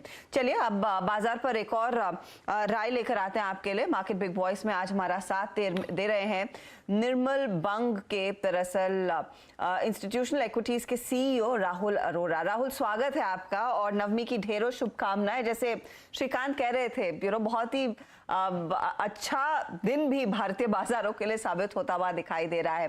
मेरा पहला सवाल बहुत सिंपल सा है राहुल। कई दफा हम कहते हैं हम डीकपल हो गए, फिर लोग बात करते हैं हम रिकपल हो गए। ये यूएस की जो वॉलेटिलिटी है और वहां पर जो स्थिति है, उसका कितना और पेन भारतीय निवेशकों को बर्दाश्त करना पड़ेगा? क्या ये एक वन वे राइड तो हो नहीं सकता? ये वॉलेटिलिटी क्या जारी रहेगी? गुड आफ्टरनून हर्षदा, आपको, आपकी पूरी टीम को दशहरा, अष्टमी और दिवाली की बहुत बहुत शुभकामनाएं। एक इंटरेस्टिंग सिचुएशन है हर्षदा, बिकॉज जब आप डीकपलिंग की बात करते हैं, जब आप 99-2000 की बात करते हैं या लीमन क्राइसिस की, या जब 2013 में टेपर टैंट्रम हुआ था, इन तीनों बड़े इवेंट्स में पिछले 20 साल में एक चीज नहीं थी जो अब मुझे लगता है कि है, और वो है कि डोमेस्टिक म्यूचुअल फंड इंडस्ट्री का जो साइज है, जब डिमोनेटाइजेशन हुआ था तो डोमेस्टिक म्यूचुअल फंड की जो साइज थी वो करीबन 5 लाख करोड़ थी, आज 40 लाख करोड़ के आसपास है। और इसमें से अगर आप इक्विटी देखें, इक्विटी ही 18 से 20 लाख करोड़ के आसपास होगी। तो आई थिंक जिस तरह से म्यूचुअल फंड इंडस्ट्री की एक क्षमता इस्टेब्लिश हो चुकी है, और they have been able to absorb FI selling, of course पिछले 2 महीने में एफआई बैंक काफी आ चुकी है। तो आई थिंक जब आप डीकपलिंग की बात करते हैं तो ये एक बहुत बड़ा सपोर्टिंग फैक्टर हो जाता है हमारे बाजारों के लिए, जो पहले 3 बड़े क्राइसिस में नहीं थे। आपने यूएस रिसेशन की बात की, ये तो सब पकड़ के ही चल रहे हैं कि रिसेशन होगा अगले साल। कितना सीवियर होगा ये देखना बाकी है, लेकिन ऑब्वियसली होगा जरूर। तो मुझे लगता है कि यहाँ से इंक्रीमेंटली पैसा बनाना थोड़ा ट्रिकी हो सकता है हर्षदा, क्योंकि हालांकि कमोडिटी प्राइसेस भी काफी हद तक गिर चुके हैं। हमें ये नहीं भूलना चाहिए कि यूरोप में अभी बहुत भयंकर एनर्जी क्राइसिस हो रही है और वहां पे विंटर शुरू होने वाले हैं। तो एक ऐसी स्थिति भी आ सकती है कि आपको एक और लेग कमोडिटी प्राइसेस के ऊपर की तरफ मिल जाए दिसंबर जनवरी में, क्योंकि सिचुएशन वहां पे वाकई ही बहुत खराब है विद रिस्पेक्ट टू एनर्जी। तो हालांकि क्रूड काफी हद तक गिर चुका है, लेकिन आई थिंक ये जो रिसेशनरी इम्पैक्ट और जो एनर्जी प्राइसेस का एक इम्पैक्ट है, आई थिंक अगले साल के पहले 6 महीने में काफी हद तक डोमिनेंट थीम रहेगा। तो मुझे लगता है कि it will not be very easy to make money from here on. तो फिर आप अपने आप को और अपने क्लाइंट्स को क्या सलाह दे रहे हैं? किस तरह से पोजीशन किया जाए? क्योंकि लार्जली राहुल, हम सब जानते हैं कि हाल फिलहाल में जो 2020 में लोग जुड़े हैं, they are primarily novices in the market. उन्होंने ज्यादा ये उथल पुथल देखी नहीं है। रिसेशन के बारे में शायद पढ़ा होगा, सुना तो नहीं होगा, आंखों देखा हाल नहीं है उनके हाथ में, वो एक्सपीरियंस नहीं है। तो उस तरह के ऑडियंस के लिए जो लार्जली मिलेनियल्स है, यंग जनरेशन है, क्या पोजीशनिंग क्या होनी चाहिए? कितना एक्सपोजर एक्विटीज में रखे अगर यहाँ पर खतरा है, और कई सारे खतरे दिख रहे हैं? देखिए, जहां तक हम इक्विटी एक्सपोजर की बात करते हैं तो I would still be about 60-65% in equities. अभी स्थिति ऐसी है कि रेट हाइक्स हो रहे हैं, लेकिन आपके फिक्स डिपॉजिट रेट्स वो नहीं है जो किसी जमाने में होते थे 8-9% के आसपास। तो ऑब्वियसली अगर एफडी रेट्स वहां तक चले जाने लगे तो आपको म्यूचुअल फंड में भी रिडेम्पशंस देखने को मिल सकते हैं। लेकिन I think from an asset class perspective, I think I would still be allocating at least 60-65% in equities. Specifically जब हम क्लाइंट से बात करते हैं, आपको थीम्स चुनने होते हैं। आप शॉर्ट टर्म थीम्स दे सकते हैं या थोड़े लंबे थीम्स दे सकते हैं। जब जैसे अभी हमने रिसेशन की बात की, तो हम एक्सपोर्ट और इंपोर्ट रिलेटेड सेक्टर से थोड़ा दूर रह रहे हैं इस वक्त। हम फोकस कर रहे हैं कंजम्पशन और डोमेस्टिक थीम्स पे, क्योंकि हर्षदा एक बहुत बड़ा थीम अगले साल होगा कि you are in the run up to a general election in the early part of 2024। तो गवर्नमेंट स्पेंडिंग काफी हद तक होगी अगले साल इंफ्रास्ट्रक्चर पे, उसके चलते सीमेंट का भी बेनिफिट होगा। और अभी एक बहुत बड़ी डील भी हुई है सीमेंट सेक्टर में, तो हमें लगता है कि वो एक सेक्टर है जहां पे अभी भी काफी तेजी हो सकती है इंफ्रास्ट्रक्चर के अलावा। और अगर हम शॉर्ट टर्म की बात करें हर्षदा, ये जो अभी करंट क्वार्टर शुरू हुआ है अक्टूबर नवंबर दिसंबर का, इसमें दो ग्लोबल स्पोर्टिंग इवेंट्स हैं, एक 2020 वर्ल्ड कप है और फीफा वर्ल्ड कप है। तो मुझे लगता है कि इसके चलते, जैसे आप लोग कुछ देर पहले यूनाइटेड स्पिरिट्स की चर्चा कर रहे थे, तो अल्कोहल बेवरेजेस, QSRs, इनमें मुझे लगता है कि शॉर्ट टर्म में एक बहुत अच्छी फिलअप आ सकती है, क्योंकि ट्रिगर्स शॉर्ट टर्म में है और कुछ लॉन्ग टर्म ट्रिगर्स हैं, जैसे मैंने आपको कहा। एक बड़ी स्ट्रक्चरल थीम जो मैं देखता हूं वो है banking. I think this is going to be the leader even from here on. तो आई थिंक अगर आप इन 4-5 सेक्टर्स के इर्द गिर्द घूमे तो मुझे लगता है कि अभी भी पैसा बन सकता है। एट एन एग्रीगेट मार्केट में भले ही पैसा इतनी आसानी से नहीं बने, लेकिन opportunities will always present themselves. I totally get it। और ऑफ कोर्स ये जुबिलेंट फूड, आपका रेस्टोरेंट ब्रांड एशिया, उन सब में तो पहले से ही तेजी देखने को मिल रही है। एंड ऑफ कोर्स वो वर्ल्ड कप और T20 क्रिकेट के चलते, वर्ल्ड कप फुटबॉल और T20 क्रिकेट के चलते वो एक्शन देखने को मिलेगा। आई एम गेसिंग जोमेटो को भी कुछ फायदा होना चाहिए, पता नहीं इवेंचुअली वो नंबर्स में कन्वर्ट होगा या नहीं। लेकिन जो आपने लास्ट पॉइंट रखा बैंकों के बारे में, और बैंकों पर स्पेसिफिकली आज देखिए HDFC बैंक का Q2 का अपडेट आया, जहां पर डिपॉजिट्स 19% बढ़े हैं, लोन बुक में करीब 23% तक का इजाफा देखने को मिला। इंडसइंड बैंक भी कह रहा है कि उनकी लोन बुक इनफैक्ट पिछले 4 क्वार्टर्स में सबसे बढ़िया दिखाई दे रही है, मार्केट शेयर बेहतर होता हुआ दिखाई दे रहा है। तो ये जो Q2 अपडेट आया है, ये क्या आपकी भी असेसमेंट इसी तरह के नंबर्स की थी या फिर इससे बेहतर कर सकते हैं ये bank? I think it's along expected lines. आपने 2 बैंक्स, लार्ज कैप बैंक्स के का जिक्र किया। आई थिंक अगर आप mid and small cap banks भी देखें, काफी अच्छे नंबर्स आए हैं डिपॉजिट पे, कासा पे, और उसके चलते आप काफी बेहतरीन रैली भी देख रहे हैं आज। एक फंडामेंटल फैक्टर है और एक टेक्निकल फैक्टर है Harshada. I think technical factor ये है कि लोग, जब आप इंस्टीट्यूशनल इन्वेस्टर्स को देखते हैं, they have all gone massively underweight on IT। और जब आप IT में अंडरवेट हैं और आपको एक बड़ा सेक्टर कहीं पे ढूंढना पड़ता है, तो आप वो या तो रिलायंस में डाल देंगे या बैंक्स में डाल देंगे। तो आई थिंक एक टेक्निकल एडजस्टमेंट हुई है मार्केट में from IT away to Reliance and banks. Fundamentally जैसे मैंने कहा कि I think we are very positive on credit growth, because we are very positive on capex and consumption. Capex की वजह मैंने आपको बता दी। आई थिंक हम 18 महीने दूर हैं एक जनरल इलेक्शन से, तो obviously to that extent government का भी काफी हद तक कैपेक्स होगा, और कंजम्पशन मैंने जैसे आपको कुछ शॉर्ट टर्म ट्रिगर पॉइंट्स बताए। तो आई थिंक रिटेल लेंडिंग जो हम देख रहे हैं, जो नंबर्स आए हैं सारे के सारे बैंकों में 13, 14, 15% से लेके 18, 20% की जो ग्रोथ है, आई थिंक ये आपको बजाज फाइनेंस के नंबर्स में भी दिखने को मिलेगा। कुछ और भी मिड कैप बैंक्स हैं, फेडरल वगैरह, जो आज शाम तक या कल तक डिक्लेयर करेंगे। आई पर्सनली थिंक वैल्यूएशन कंफर्ट अभी भी काफी है, क्योंकि ये काफी महीनों या सालों के अंडर परफॉर्मेंस और अंडर ओनरशिप के बाहर आ रहा है। तो हालांकि अगर आप देखें कि ICICI और SBI ने बहुत बेहतरीन परफॉर्मेंस दी है, it is actually coming on a very depressed base. So I would actually allocate a very large part of that equity exposure that I spoke to you earlier about to be invested into banks. So आप HDFC bank, ICICI bank, IndusInd bank large cap में देख सकते हैं, names like a Federal Bank in the mid cap space। और हर्षदा मुझे लगता है कि ये आप एक्सटेंड करके इंश्योरेंस में भी ले सकते हैं, आप पूरे BFSI में in names like SBI life insurance, max life insurance. तो मुझे लगता है कि ये पूरा जो बास्केट है is going to do really well and probably outperform most parts of the market in 2023। मेरा और एग्जैक्टली आप देखें, जब आप बैंक्स का जिक्र बार बार कर रहे थे, मैं NBFCs की तरफ स्लिप होना चाह रहा था। NBFCs में भी जैसे कि आपने इंश्योरेंस कंपनीज का जिक्र किया, we have housing finance companies, we have gold finance companies, HFCs।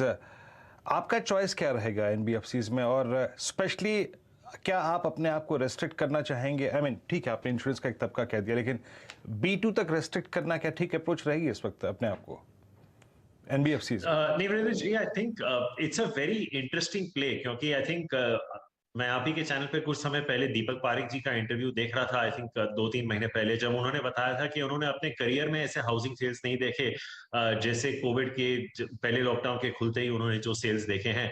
और काफी हद तक अगर आप प्री सेल्स देखें, चाहे वो साउथ में शोभा हो, प्रेस्टीज हो, ओबरॉय की बात करें वेस्ट में, या नॉर्थ में DLF की या ब्रिगेड की, I think pre sale numbers अभी भी वीरेंद्र जी बहुत स्ट्रांग आ रहे हैं। आई थिंक कैश फ्लोज जो रियल एस्टेट कंपनीज के हैं वो इतने इंप्रूव हो चुके हैं कि banks are actually and even housing finance companies are looking to do business with them. वो दौर अलग था 2010, 12, 13 का, जब बहुत सिचुएशन अलग थी, बैलेंस शीट अलग थे, सप्लाई ज्यादा थी and people did not want to transact. लेकिन अगर आज की डेट में देखें तो balance sheets have been cleaned up in a very very material way and they banks and housing finance companies are open to doing business. आप HDFC के ही नंबर्स ले लीजिए। I mean if you have to have exposure to one housing finance company, blindly HDFC, even today, and if you want to probably go down the value chain, हालांकि of course recently management change हुआ है, कुछ चर्चे चल रहे हैं, लेकिन आई थिंक वैल्यूएशंस कैनफिन होम्स में भी काफी इंटरेस्टिंग है। रेपको इज अनदर नेम जहां पे बहुत सारे प्रॉब्लम्स रहे हैं उनके साथ, लेकिन आई think some of these are coming out of issues. So I personally think housing finance could be a very very interesting theme to play and so could gold finance. Virendra ji, I think a lot of the leading banks are going into gold finance in a very material way. कुछ ही समय बाद धनतेरस है, दिवाली है। I think Muthoot Manappuram could also be interesting place. तो actually BFSI Virendra ji इतना बड़ा sector बन चुका है, हमने तो म्यूचुअल फंड्स, ऑटो फाइनेंस का जिक्र ही नहीं किया अब तक, कि आप एक अपना 10-15 स्टॉक्स का पोर्टफोलियो सिर्फ BFSI में बना के बैठ सकते हैं, आपका मार्केट का पोर्टफोलियो एक अलग ही हो सकता है। So I am fairly still relatively sanguine on real estate and as a proxy to that housing finance companies for sure. अच्छा राहुल, एक बताइए, आई मीन CY20 के बाद, मतलब कोविड के बाद, क्या आप लोगों ने होटल्स पे बेट किया था? आई मीन मैं जस्ट एक पूरी इंस्टेंस ऑफ इंडियन होटल, मतलब मेरे स्क्रीन पे जो चार्ट्स हैं, प्राइस हैं, मैं मई 2090 से रीड कर रहा था, just putting instance of Indian hotels. मतलब आप समझ लीजिएगा कि जितना पैसा आपने 1.5-2 दशक में नहीं कमाया, I mean forget dividend yield, मैं सिर्फ कोर प्राइस की बात कर रहा हूँ, उतना मात्र आपने 2 सालों में बनाया था। इसका 90 में प्राइस था 37 रुपये और नवंबर 2020 में इसका प्राइस था 144 रुपये। Now it's trading at 344। अभी भी आप इस वीकेंड का किसी भी, अगर आप देखें टूरिस्ट प्लेस का बुकिंग उठा के देख लीजिए, आपको आई मीन 5 स्टार 4 स्टार नहीं मिलेंगे शायद इस वीकेंड के भी। आप लोगों ने पैसा बनाया इस स्पेस में, और बनाया तो क्या बुक करेंगे आप? I am extremely happy that you have asked me this question. It is because जब COVID peak पे था, as an institutional house, and generally I do not discuss my personal investments, but even personally, there were 3 stocks that we were extremely bullish on, and I'm very happy that they have done exceedingly well. जब Indian Hotels, I think 65 या 70 पे गया था, we have been extremely bullish and one of the biggest proponents of the stock. दूसरा था Westlife जो कि 250 का लो मारा था, I think at the peak of Covid, और तीसरा था आइनॉक्स जो आई थिंक 160-170 पे उसका लो था। And I think all 3 of them from the peak of Covid have been remarkable open up themes and structural themes. इसमें एक चीज है Virendra ji, which as you rightly pointed out, I think the operating metrics have changed. ये open up theme नहीं रहा है, because I think now these companies are going to operate at return on equity and return on capital employed, जो कि इन्होंने अपने life की history में पहले कभी नहीं की है। चाहे वो वेस्ट लाइफ हो, इंडियन होटल्स हो, आइनॉक्स हो, PVR हो, ये सारे जो हैं आपको 15 से 20% ROE ROC, शायद इससे ज्यादा पे भी मिले। तो आप क्या देख रहे हैं कि valuations are getting reset on the way up, चाहे आप इसको DCF कर लें, EV to EBITDA कर लें या प्राइस टू अर्निंग्स कर लें। जैसे आपने होटल्स का जिक्र किया, जो 8,000 की चीज थी अगर पर रूम पर नाइट का रेट था आपका, और वो आज 10,000 हो गया, ये 10,000 से वापस 8 नहीं होने वाला, तो वो आपका ऑलरेडी फैक्टर इन हो चुका है। और कॉन्वर्सली क्या हो चुका है कि आपकी जो एम्प्लॉय कॉस्ट पर रूम थी या नंबर ऑफ एम्प्लॉइज पर रूम थे, कुछ होटल्स के 2.5 to 3 एम्प्लॉइज पर रूम थे, जो कि अब कट के 1 to 1.5 हो चुके हैं। ये भी एक स्ट्रक्चरल हो जाता है। तो आपकी टॉप लाइन की भी लीवर है, कॉस्ट के भी लीवर्स हैं, और जैसे आपने कहा कि रिपीट कंजम्पशन बहुत ज्यादा हो रही है। तो मुझे लगता है कि ये 3 ऐसे स्पेसेस हैं जिनकी एक ऑपरेटिंग एनवायरमेंट ही बदल चुकी है। Should you buy them at current prices? I am not so sure. As bullish as I am on all 3 themes going forward, क्योंकि I think all of these stocks have gone up anywhere between 3 to 5 times. But अगर आपको इन तीनों stocks या तीनों sectors में correction मिले, तो I am just a blind buyer even today at a good correction in all of these 3 names. Harshada, सुना आपने तो राहुल की जुबानी में, समझ लीजिएगा कि ये जस्ट अमूल के दूध की तरह है। एक बार रेट बढ़ गया, अब जो टैरिफ 10,000 पर नेट चला गया, वो नीचे 8,000 नहीं आएगा। और वीरू, ये राहुल इसीलिए रिइटरेट कर रहे हैं क्योंकि वीरू बस रूम रेट्स देखते रहते हैं और प्लान छुट्टी का बनाते नहीं हैं।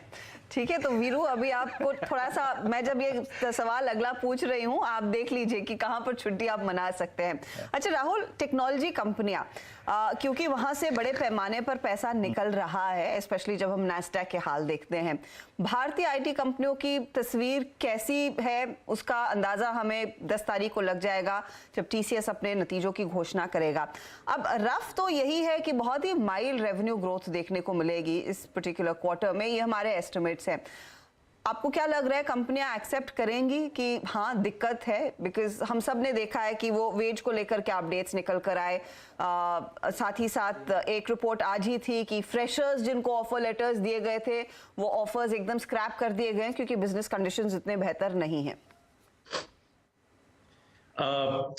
When COVID started, and I think अगर आप पूरा COVID का एक 18 महीने का, पहले 18 महीने का पीरियड ले लें, तो आईटी कंपनीज बहुत रीरेट हो चुके थे। I think if I am not mistaken, persistent कुछ 6-7 गुना बढ़ चुका था, कोफोर्ज, एलटीआई वगैरह, ये बहुत ज्यादा चल चुके थे। तो ऑब्वियसली कहीं ना कहीं एक करेक्शन आना था।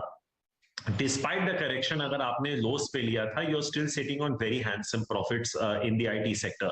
आपका ऑब्जर्वेशन बिल्कुल सही है हर्षदा कि यूएस में रिसेशन होने वाला है। bulk of the Indian IT companies are exposed predominantly to the US and Europe, and within that to BFSI. तो अगर वहां बैंकों में दिक्कत आ गई तो ऑब्वियसली यहाँ पे रेवेन्यू इंपैक्ट आएगा। इसका कहने का तात्पर्य ये है कि जो IT companies total contract value या जो टीसीवी डिस्क्लोज करते हैं, ये जरूरी नहीं है कि ये इमीडिएटली रेवेन्यू में तब्दील हो जाए। ये हो सकता है कि क्लाइंट्स को 6 महीने 1 साल डिफर कर दें for reasons as you correctly highlighted. They want to save on cost, चाहे वो रिक्रूटिंग पे हो या they want to look at spending on just essential technology right now and defer some other projects later. इसके चलते आई think जो आप IT company के रिजल्ट्स का जिक्र करें Harshada, they going to be backward looking. तो आई थिंक अगर आपको 3-4-5% का भी क्यूओक्यू ग्रोथ मिल गया, these are going to be backward looking numbers. I think the more interesting thing will be कि इनको FY23 या कैलेंडर 23 की क्या विजिबिलिटी है और वहां तक वो कुछ गाइड कर पाते हैं कि नहीं।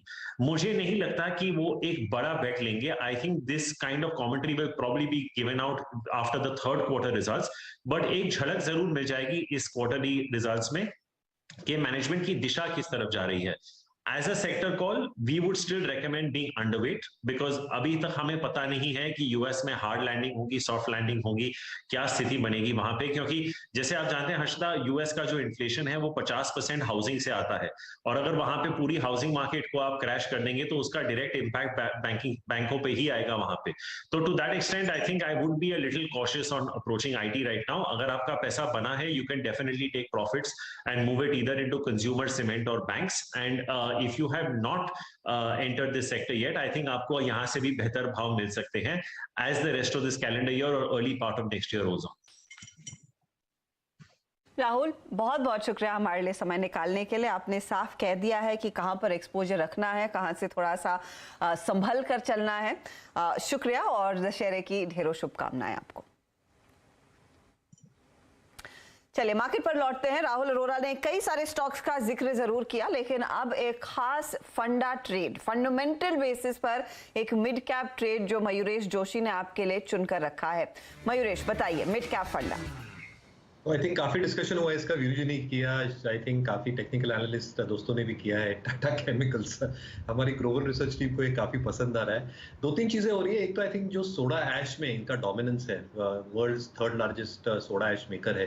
एप्लीकेशंस ग्लास में, फर्टिलाइजर में, डिटर्जेंट्स में लगते ही लगते हैं। तो वेदर यू लाइक इट और not, the application industries will need soda ash.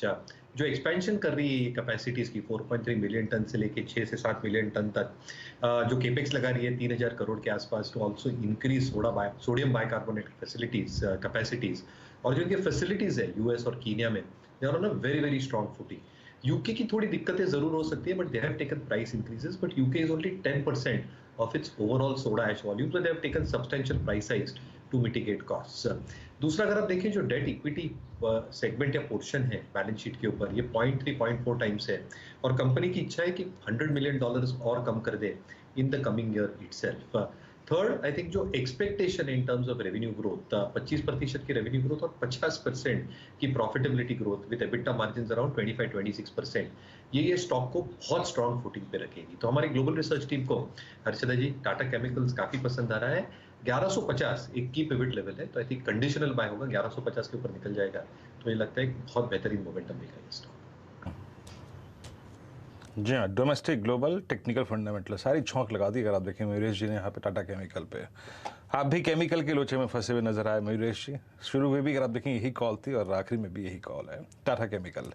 Meanwhile Shrikant जी, आपकी स्क्रीन पर मैं एक दो स्टॉक्स रखूंगा, जरा उस पर आपकी राय चाहूंगा। मार्केट से डे हाई और निफ्टी करीब करीब 17,772, दैट मीन्स ये क्लोज जो होगा अगर इस लेवल पे आता है तो it's a close above, it will be a close above 50 day exponential moving average.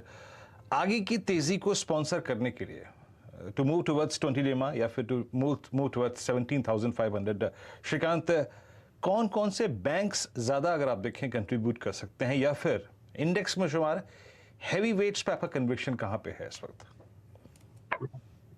बिल्कुल, तो देखिए वीरू, हमें लगता है कि अगर इस पर्टिकुलर मार्केट में अगर और तेजी के लेग्स अगर बनते हैं तो नो डाउट फाइनेंशियल से हमें सपोर्ट मिलना ही पड़ेगा। और अगर फाइनेंशियल से अगर सपोर्ट अगर आना है तो वहां पे हमें लगता है कि आईसीआईसीआई बैंक, स्टेट बैंक और एक्सिस बैंक, ये तीनों स्टॉक्स में हमें लगता है कि और भी अच्छी तेजी हमें देखने मिलेगी। स्पेसिफिकली अगर देखा जाए तो मुझे लगता है कि जो आईसीआईसीआई बैंक है वो अभी जो ट्रेड कर रहा है अराउंड 867, 868, यहाँ पे अगर आप देखें तो इसने एक शॉर्ट टर्म इंट्राडे चार्ट्स के ऊपर एक राउंडिंग बॉटम बनाया है, तो ये स्टॉक कम से कम यहाँ से वापस 900 के लेवल्स दिखा सकता है। और जैसे मैंने बात की कि स्टेट बैंक ऑफ इंडिया में भी हमें एक्टिविटी देखने मिल सकती है, तो ये भी स्टॉक यहाँ से एक बार 545 से लेकर 550 के लेवल्स दिखा सकता है। तो ओवरऑल हमें लगता है कि दिग्गज बैंक या जो इंडेक्स हैवी वेट्स है उन पे फोकस कीजिए, और इंडेक्स में हमें लगता है कि ये जो निफ्टी है वो एक बार शायद 17,500 से लेकर 17,600 के लेवल्स दिखा सकती है। तो ये हैवी वेट्स जो कि आपको इम्प्रेस कर रहे हैं, और वहाँ तक अगर आप देखें जो आई थिंक एक सफ़र है वो इन्हीं के जरिए आई थिंक हैवी वेट्स के जरिए तय कर सकते हैं आप। आईसीआईसीआई बैंक आपकी स्क्रीन पे 867 की ट्रैजेक्टरी में आके ट्रेड करता हुआ शानदार मूव इसने दिया है। मैं थोड़ा सा अब एक काम करता हूँ, ग्लोबल मार्केट्स को देख लेता हूँ और फिर चलते हैं बीटीएसटी और एसटीबीटी कॉल्स की तरफ। It's 325 points plus. याद रखिएगा जो रणनीति हम सुबह लेके चल रहे थे या फिर हमने जो मिड टर्म में ली यानी 2 बजे ली, अगर आप एक डे ट्रेडर हैं या फिर थोड़े अगर आप देखें कम डीप पॉकेट हैं या फिर शॉर्ट टर्म के लिए एंट्री करते हैं, डेटा सजेस्ट पूरा कर रहा है कि हम we are heading towards 17,500, but profits को कैश में कन्वर्ट करना अच्छी बात होती है। प्रॉफिट्स को कैश में कन्वर्ट करिए एंड सेलिब्रेट फेस्टिवल्स, दशहरा, और थोड़ा बहुत छोड़ सकते हैं तो छोड़ सकते हैं, बट डेटा सपोर्टिव है। यूरोपियन मार्केट्स आपकी स्क्रीन पे हैं, सपोर्टिव हैं। यूएस फ्यूचर्स आपकी स्क्रीन पर आप देखें आएंगे इस वक्त लगभग 309 अंकों पर। शुरुआत करते हैं बीटीएसटी के रेट्स के क्रम की। ये देखिए आपकी स्क्रीन पे नैस्डैक फ्यूचर्स 200 पॉइंट ऊपर है, और इसी के अगर आप देखें पूरा एडवांटेज मिला था आज निफ्टी आईटी को। माइनस आप किन ट्रेड्स को कैरी करेंगे गुरुवार के लिए यानी एक्सपायरी डे के लिए?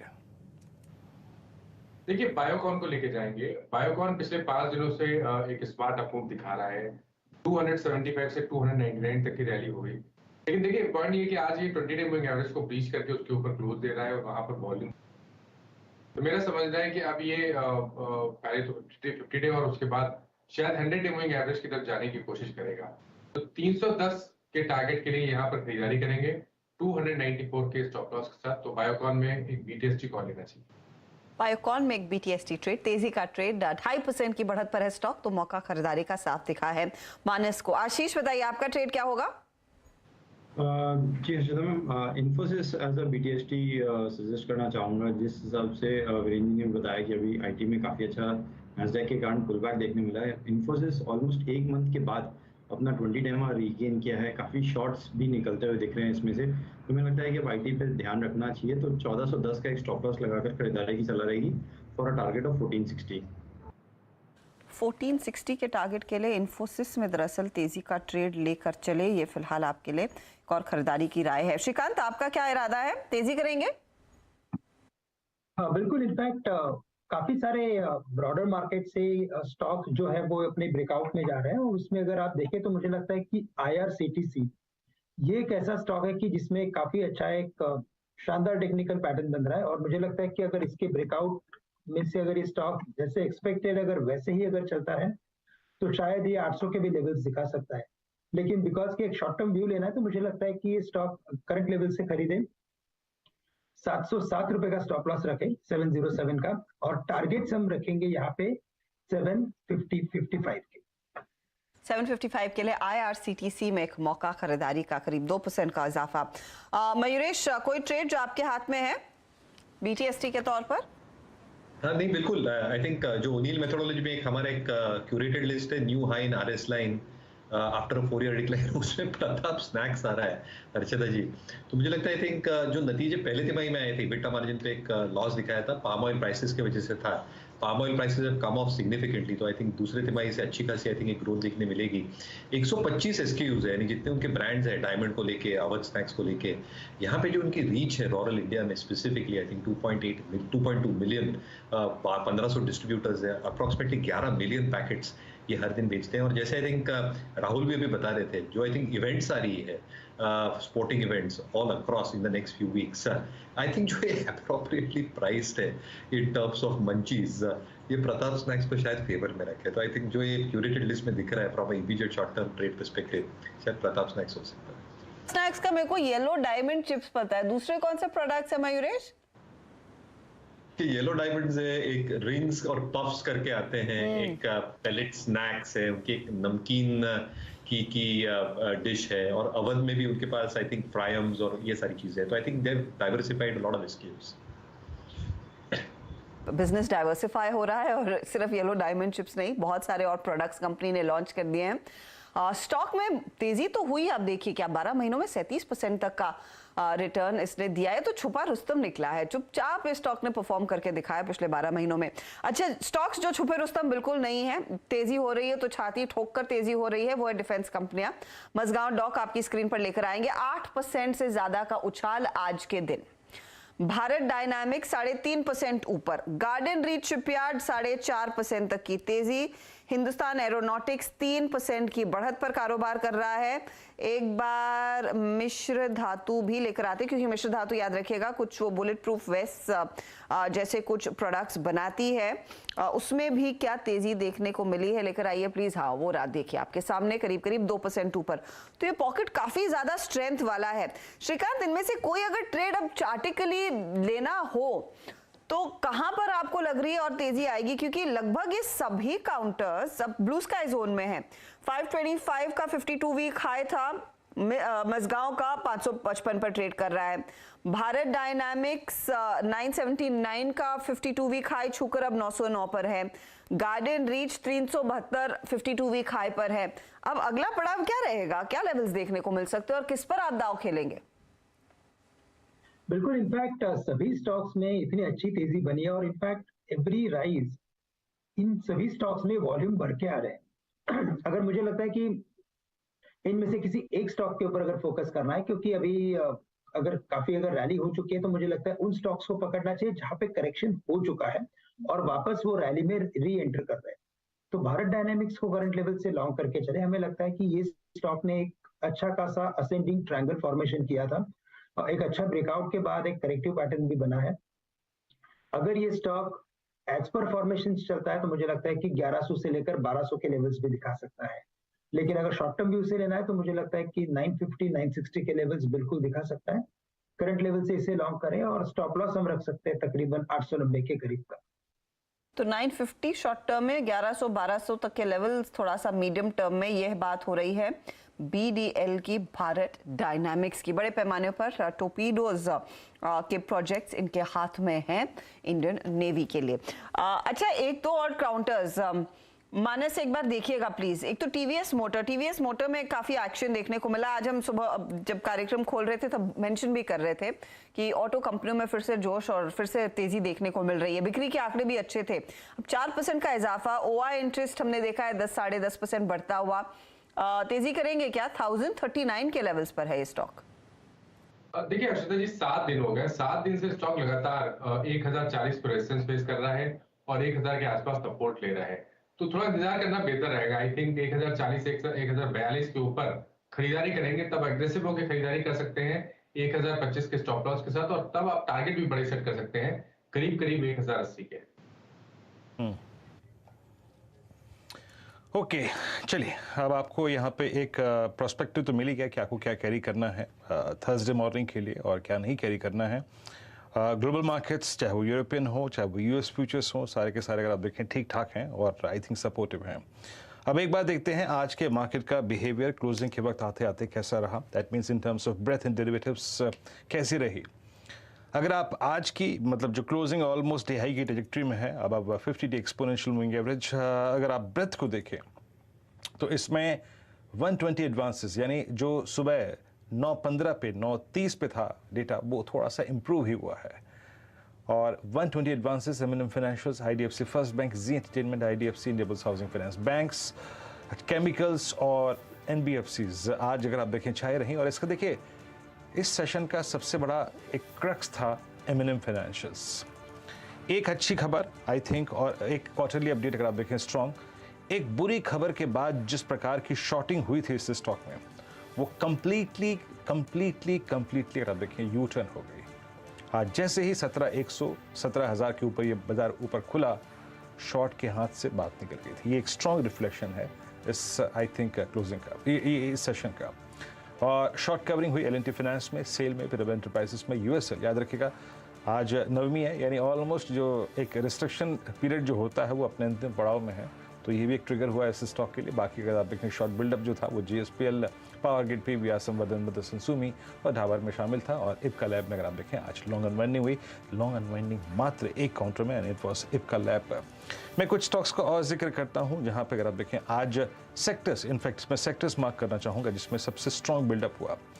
आज बैंकिंग में 3.8%, ये नहीं मैं अपने शब्द वापस लूंगा, इट वॉज टेक्सटाइल 5.4%, जिसमें पेज इंडस्ट्रीज, ABFRL, ट्रेंट, इन सभी में आप देखें स्ट्रॉन्ग बिल्डअप था। Banking was second top why gainer, और बैंकिंग में अगर आप देखें तो आज इनफैक्ट बैंकिंग यस, बैंकिंग में आज CUB में, साथ ही साथ एक्सिस बैंक में और साथ ही साथ कोटक महिंद्रा बैंक, ये कुछ ऐसे काउंटर जहां पे अच्छा खासा वेरिएशन हुआ। और चलते चलते एक दो स्टॉक्स को और मार्क कर लेते हैं जिनमें अच्छा मूव था और जो कि क्रिटिकली पॉइज्ड है नेक्स्ट कुछ सेशंस के लिए। ये अभी कुछ देर पहले प्रताप स्नैक्स का जिक्र कर रहे थे मयूरेश जोशी जी। मयूरेश जी, एक स्टॉक और जो कि आपने, मेरे ख्याल से आपने भी वकालत की है और राजेश अग्रवाल साहब ने भी, and it's Varun beverages at all time high. शायद आज ये स्टॉक क्लोज होने जा रहा है, ये भी आपकी कवरेज लिस्ट में था। आपका व्यू फर्दर यहाँ से इन लेवल से कहाँ पे देख रहे हैं आप इस स्टॉक को? जी बिल्कुल, आई थिंक थोड़े महीने पहले आई थिंक सुबह के शो पे मेंशन किया था वीरू जी मैंने, I think 3-4 months back. I think बेहतरीन स्टोरी है। आई थिंक जो पेप्सी की एक फ्रेंचाइज है, if you leave aside 1 or 2 states, पूरी की पूरी फ्रेंचाइज इनके पास है। अपार्ट फ्रॉम दैट नेपाल आता है, 2-3 अफ्रीकन नेशंस इनके पास है। और जो वॉल्यूम ग्रोथ हमने देखी है, जो ये पोस्ट करते जा रहे हैं तिमाही दर तिमाही, I think is exceptional to that extent. अच्छा, दूसरी चीज जो इनपुट कॉस्ट की हम बार बार बातें करती हैं for a lot of this commodity consuming companies, pet cost अच्छी खासी कम होने वाली है। जो रिसाइकिल चल रहा है पेट यूसेज का, उसके वजह से मार्जिन इंप्रूवमेंट आएगा। और जो वेरिड प्रोडक्ट्स है इनके पास, आज हम पानी का जो बोलते हैं water, I think that contributes almost, if I'm not mistaken, more than 20% of the overall volume and top line. But कहीं ना कहीं आई थिंक जो स्पोर्ट्स ड्रिंक्स है, जो पेप्सी की एक वॉल्यूम ग्रोथ चली रही है, I think all these contributions are going to benefit this stock substantially. तो जिनके पास है बिल्कुल आप ट्रेल करते जाएं। I think but I think जो स्टोरी है, इसका जो मोमेंटम है, मेरे हिसाब से आई थिंक कंटिन्यू रहेगा over the next few quarters. Momentum है वो जारी रहेगा। मैं जैसे ही आपने प्रताप स्नैक्स का जिक्र किया ना मयूरेश जी, मैंने तभी अपने स्क्रीन पर आप देखें इस स्टॉक को लगा लिया था और मैं पूछने के अगर आप देखें फिराक में था कब थोड़ा सा मौका मिले और इस स्टॉक को मैं मार्क करूँगा। एक स्टॉक और लेके आइए और वो मानस से पूछते हैं ज़ायरस।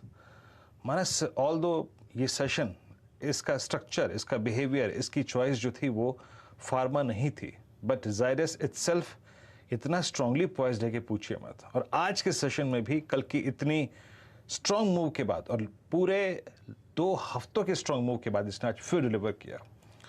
आपका कन्विक्शन अभी क्या कहता है मानस? मेरे मुताबिक 420 जो कि 3 फरवरी का हाई था वो ये बाइसेक्ट कर गया है। अभी और ऊपर जाने के चांसेस कितने हैं? देखिए, ब्रेकआउट तो कल मिल गया था और कल ही एक बाय सिग्नल भी मिला करीब 395 के आसपास।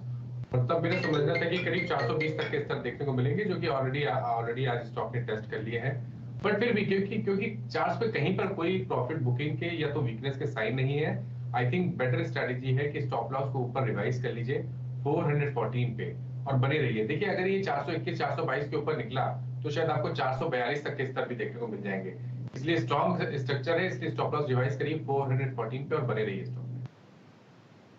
तो जाते जाते जाइडस लाइफ में एक मौका 2.5% तक के गेंस देखने को मिले हैं। मोमेंटम काफी तगड़ा आखिरी 4 मिनटों में आप देखिए हट टिक के साथ कई ऐसे स्टॉक्स है जहां पर तेजी की पोजीशंस देखने को मिली है। बहुत कम काउंटर्स में एक्चुअली लास्ट मिनट में अनवाइंडिंग हो रही है। अच्छा, एक स्टॉक जाते जाते आशीष भाई इस पर एक व्यू फटाफट दे दीजिएगा आप। कोटक महिंद्रा बैंक 1824 के लेवल्स, कंसिडरिंग इंडसइंड और HDFC बैंक का बहुत स्ट्रॉन्ग अपडेट है Q2 का। स्टॉक में क्या और तेजी बाकी है, क्या पोजीशन लेंगे इस समय और कैरी करेंगे गुरुवार के लिए? मैम जो पोजीशन पे कोटक है अभी एग्जैक्ट 200 डेमा को अप्रोच कर रहा है, हमें लगता है कि जरूर पोजीशन बनानी चाहिए इस लेवल पे, क्योंकि 200 डेमा जैसे ही क्रॉस करता है तो नेक्स्ट जो इसका ट्रैजेक्टरी है 220 डेमा है जो कि 1855 के लेवल्स है। तो करंट लेवल पे पोजीशन बनाने की सलाह रहेगी। 1810 का एक स्टॉप लॉस लगाना है और जो टारगेट है 1855 के 55 के लिए एक मौका यहाँ पर कोटक में है। जाते जाते यहाँ पर अच्छी खासी तेजी आप पोजीशन तेजी की बना सकते हैं। अच्छा श्रीकांत, ये मिड कैप साइड पर कई अपॉर्चुनिटीज लोगों ने पकड़ी हैं, आप क्या प्रेफर कर रहे हैं स्पेशली दीज कंजम्पशन थीम वाले प्लेस में? क्या आप वो जुबिलेंट फूड जैसे ट्रेड्स के साथ जाएंगे या फिर जैसे पहले बात हो रही थी UBL USL में से कुछ चुनना शायद ज्यादा बेहतर होगा? नहीं बिल्कुल, अगर USL यूनाइटेड स्पिरिट्स तो ऑलरेडी वो रडार पे है और हमें लगता है कि वो और कंसिस्टेंटली परफॉर्म करेगा। बट अगर इसके अलावा अगर और किसी कंजम्पशन थीम पे अगर जाना है तो मुझे लगता है कि हमें बिल्कुल जुबिलेंट फूड पे फोकस करना चाहिए, क्योंकि ये भी एक स्टॉक ऐसा है कि जो कंसिस्टेंटली एक कंसोलिडेशन फॉर्मेशन में कन्वर्ट हो रहा है और एक इतने बड़े कंसोलिडेशन के बाद का अगर ब्रेकआउट अगर बनेगा तो फिर ये स्टॉक कम से कम 670 680 के लेवल्स भी दिखा सकता है। तो करंट लेवल से लॉन्ग कर सकते हैं, लेकिन अगर एक स्पेसिफिक स्टॉक जहां पे एक कंसिस्टेंट मोमेंटम बनते जा रहा है और एक अच्छे ब्रेकआउट में जा रहा है, वो स्टॉक लग रहा है पूना वाला फिनकॉर्प। ये स्टॉक तकरीबन कुछ 317 320 के करीब ट्रेड कर रहा है और हमें लगता है कि ये स्टॉक ग्रेजुअली 355 360 के लेवल्स को दिखा सकता है। करंट लेवल से इसे लॉन्ग करके चले, स्टॉप लॉस रखे 310 रुपए का। तो पूना वाला अच्छा लग रहा है और ये कंजम्पशन साइड पे नो डाउट जुबिलेंट फूड पे फोकस करेंगे। साइड पर जुबिलेंट फूड, लेकिन पूना वाला फिनकॉर्प स्टॉक में बहुत तगड़ा मूव देखने को मिला। जब हम NBFCs की बात कर रहे थे तो ये स्टॉक थोड़ा सा मिस हो गया था, लेकिन पूना वाला फिनकॉर्प में भी एक अच्छी अपॉर्चुनिटी है तेजी की पोजीशन आखिरी 2 मिनटों में खड़ी करने की। चले इससे पहले कि हम वॉल पर जाएं और आज के मार्केट को वाइंड डाउन करें, एक बार नजर डालीजिएगा इस तेजी के एक और ट्रिगर पर, और वो है डाउ फ्यूचर्स और नैस्डैक फ्यूचर्स का हाल। कल तो खरीदारी जमकर हुई अमेरिका में, कल याद होगा आपको डाउ करीब 700 पॉइंट ऊपर था, नैस्डैक में 200 पॉइंट से ज्यादा की बढ़त देखने को मिली थी। आज जो फ्यूचर्स की तस्वीर है वो उतनी ही जबरदस्त दिखाई दे रही। तो इस समय हम क्या पचाकर जा रहे हैं कि अमेरिका में 350 पॉइंट तक की तेजी देखने को मिलेगी डाउ में। नैस्डैक फ्यूचर्स फिर से 200 पॉइंट तक की बढ़त दिखा रहा है और नैस्डैक में मिनिमम तेजी बनती हुई दिखाई दे सकती है और डाउ फ्यूचर्स के साथ साथ S&P फ्यूचर्स में भी 52 अंकों का इजाफा देखने को मिल रहा है। कच्चा तेल ध्यान रहे इस समय 84-85 के बीच ट्रेड करता हुआ। तो ये कुछ डेटा पॉइंट्स है जिस पर कल सुबह में वैसे भी हम नजर डालेंगे। अब नजर डाल लेते हैं कि क्या स्थिति, ये ब्रेंट है आई थिंक 84-85 नाइमेक्स का भाव है। एक्शन कहां पर मोमेंटम पकड़ रहा है आखिरी 1 मिनट में और किन स्टॉक्स की बदौलत हम इस हायर ग्राउंड पर क्लोजिंग दिखा रहे हैं। तो निफ्टी 50 आपके सामने करीब 17,277 के लेवल्स पर ये जाकर टिकेगा। 387 अंकों की बढ़त देखने को मिली, अब 390 अंकों तक का इजाफा, 2.5% तक की तेजी क्लियरली इस इंडेक्स ने आपको दिखाई है। आज की तेजी में बैंकिंग और फाइनेंशियल काउंटर्स का पूरा जोश था, पूरा जोर लगा। तो 1100 पॉइंट की बढ़त पर निफ्टी बैंक को हम छोड़ जा रहे हैं, 39,130 तक के लेवल्स देखने को को मिले हैं। आपके सामने लेकर आते हैं निफ्टी का फाइनेंशियल सर्विसेज का इंडेक्स, जो 450 पॉइंट की बढ़त पर आज जाकर टिक रहा है 2.5% ऊपर। ऑटो में खरीदारी रही, 250 पॉइंट तक का इजाफा यहां पर भी बना है। मेटल देखिए चमक बड़ी है, 3% तक की तेजी इस इंडेक्स में। फार्मा काउंटर्स आज सरप्राइजिंगली साइडवेज थे, लेकिन साइडवेज में भी 1% तक का इजाफा इस सेक्टर ने आपको कमा कर दिया है। एफएमसीजी में जहां पर मैरिको ने रेराज किया, लेकिन बाकी कंपनियों के बल पर 800 पॉइंट का इजाफा इधर देखने को मिला है। रियल एस्टेट स्टॉक्स करीब 2% ऊपर ये इंडेक्स। निफ्टी आईटी आपको दिखा देते हैं। निफ्टी आईटी में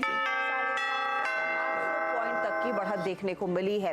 तो ये फिलहाल आज की तस्वीर मार्केट की। Clearly market breadth in the favour of तेजी वाले ट्रेड्स। हीट मैप में आपको तमाम चमकते हुए सितारे दिखेंगे, जहां पर सबसे ज्यादा एक्शन आज के दिन बनता हुआ दिखाई दिया है और बैंकों की अगुवाई में ही ये तेजी हुई है।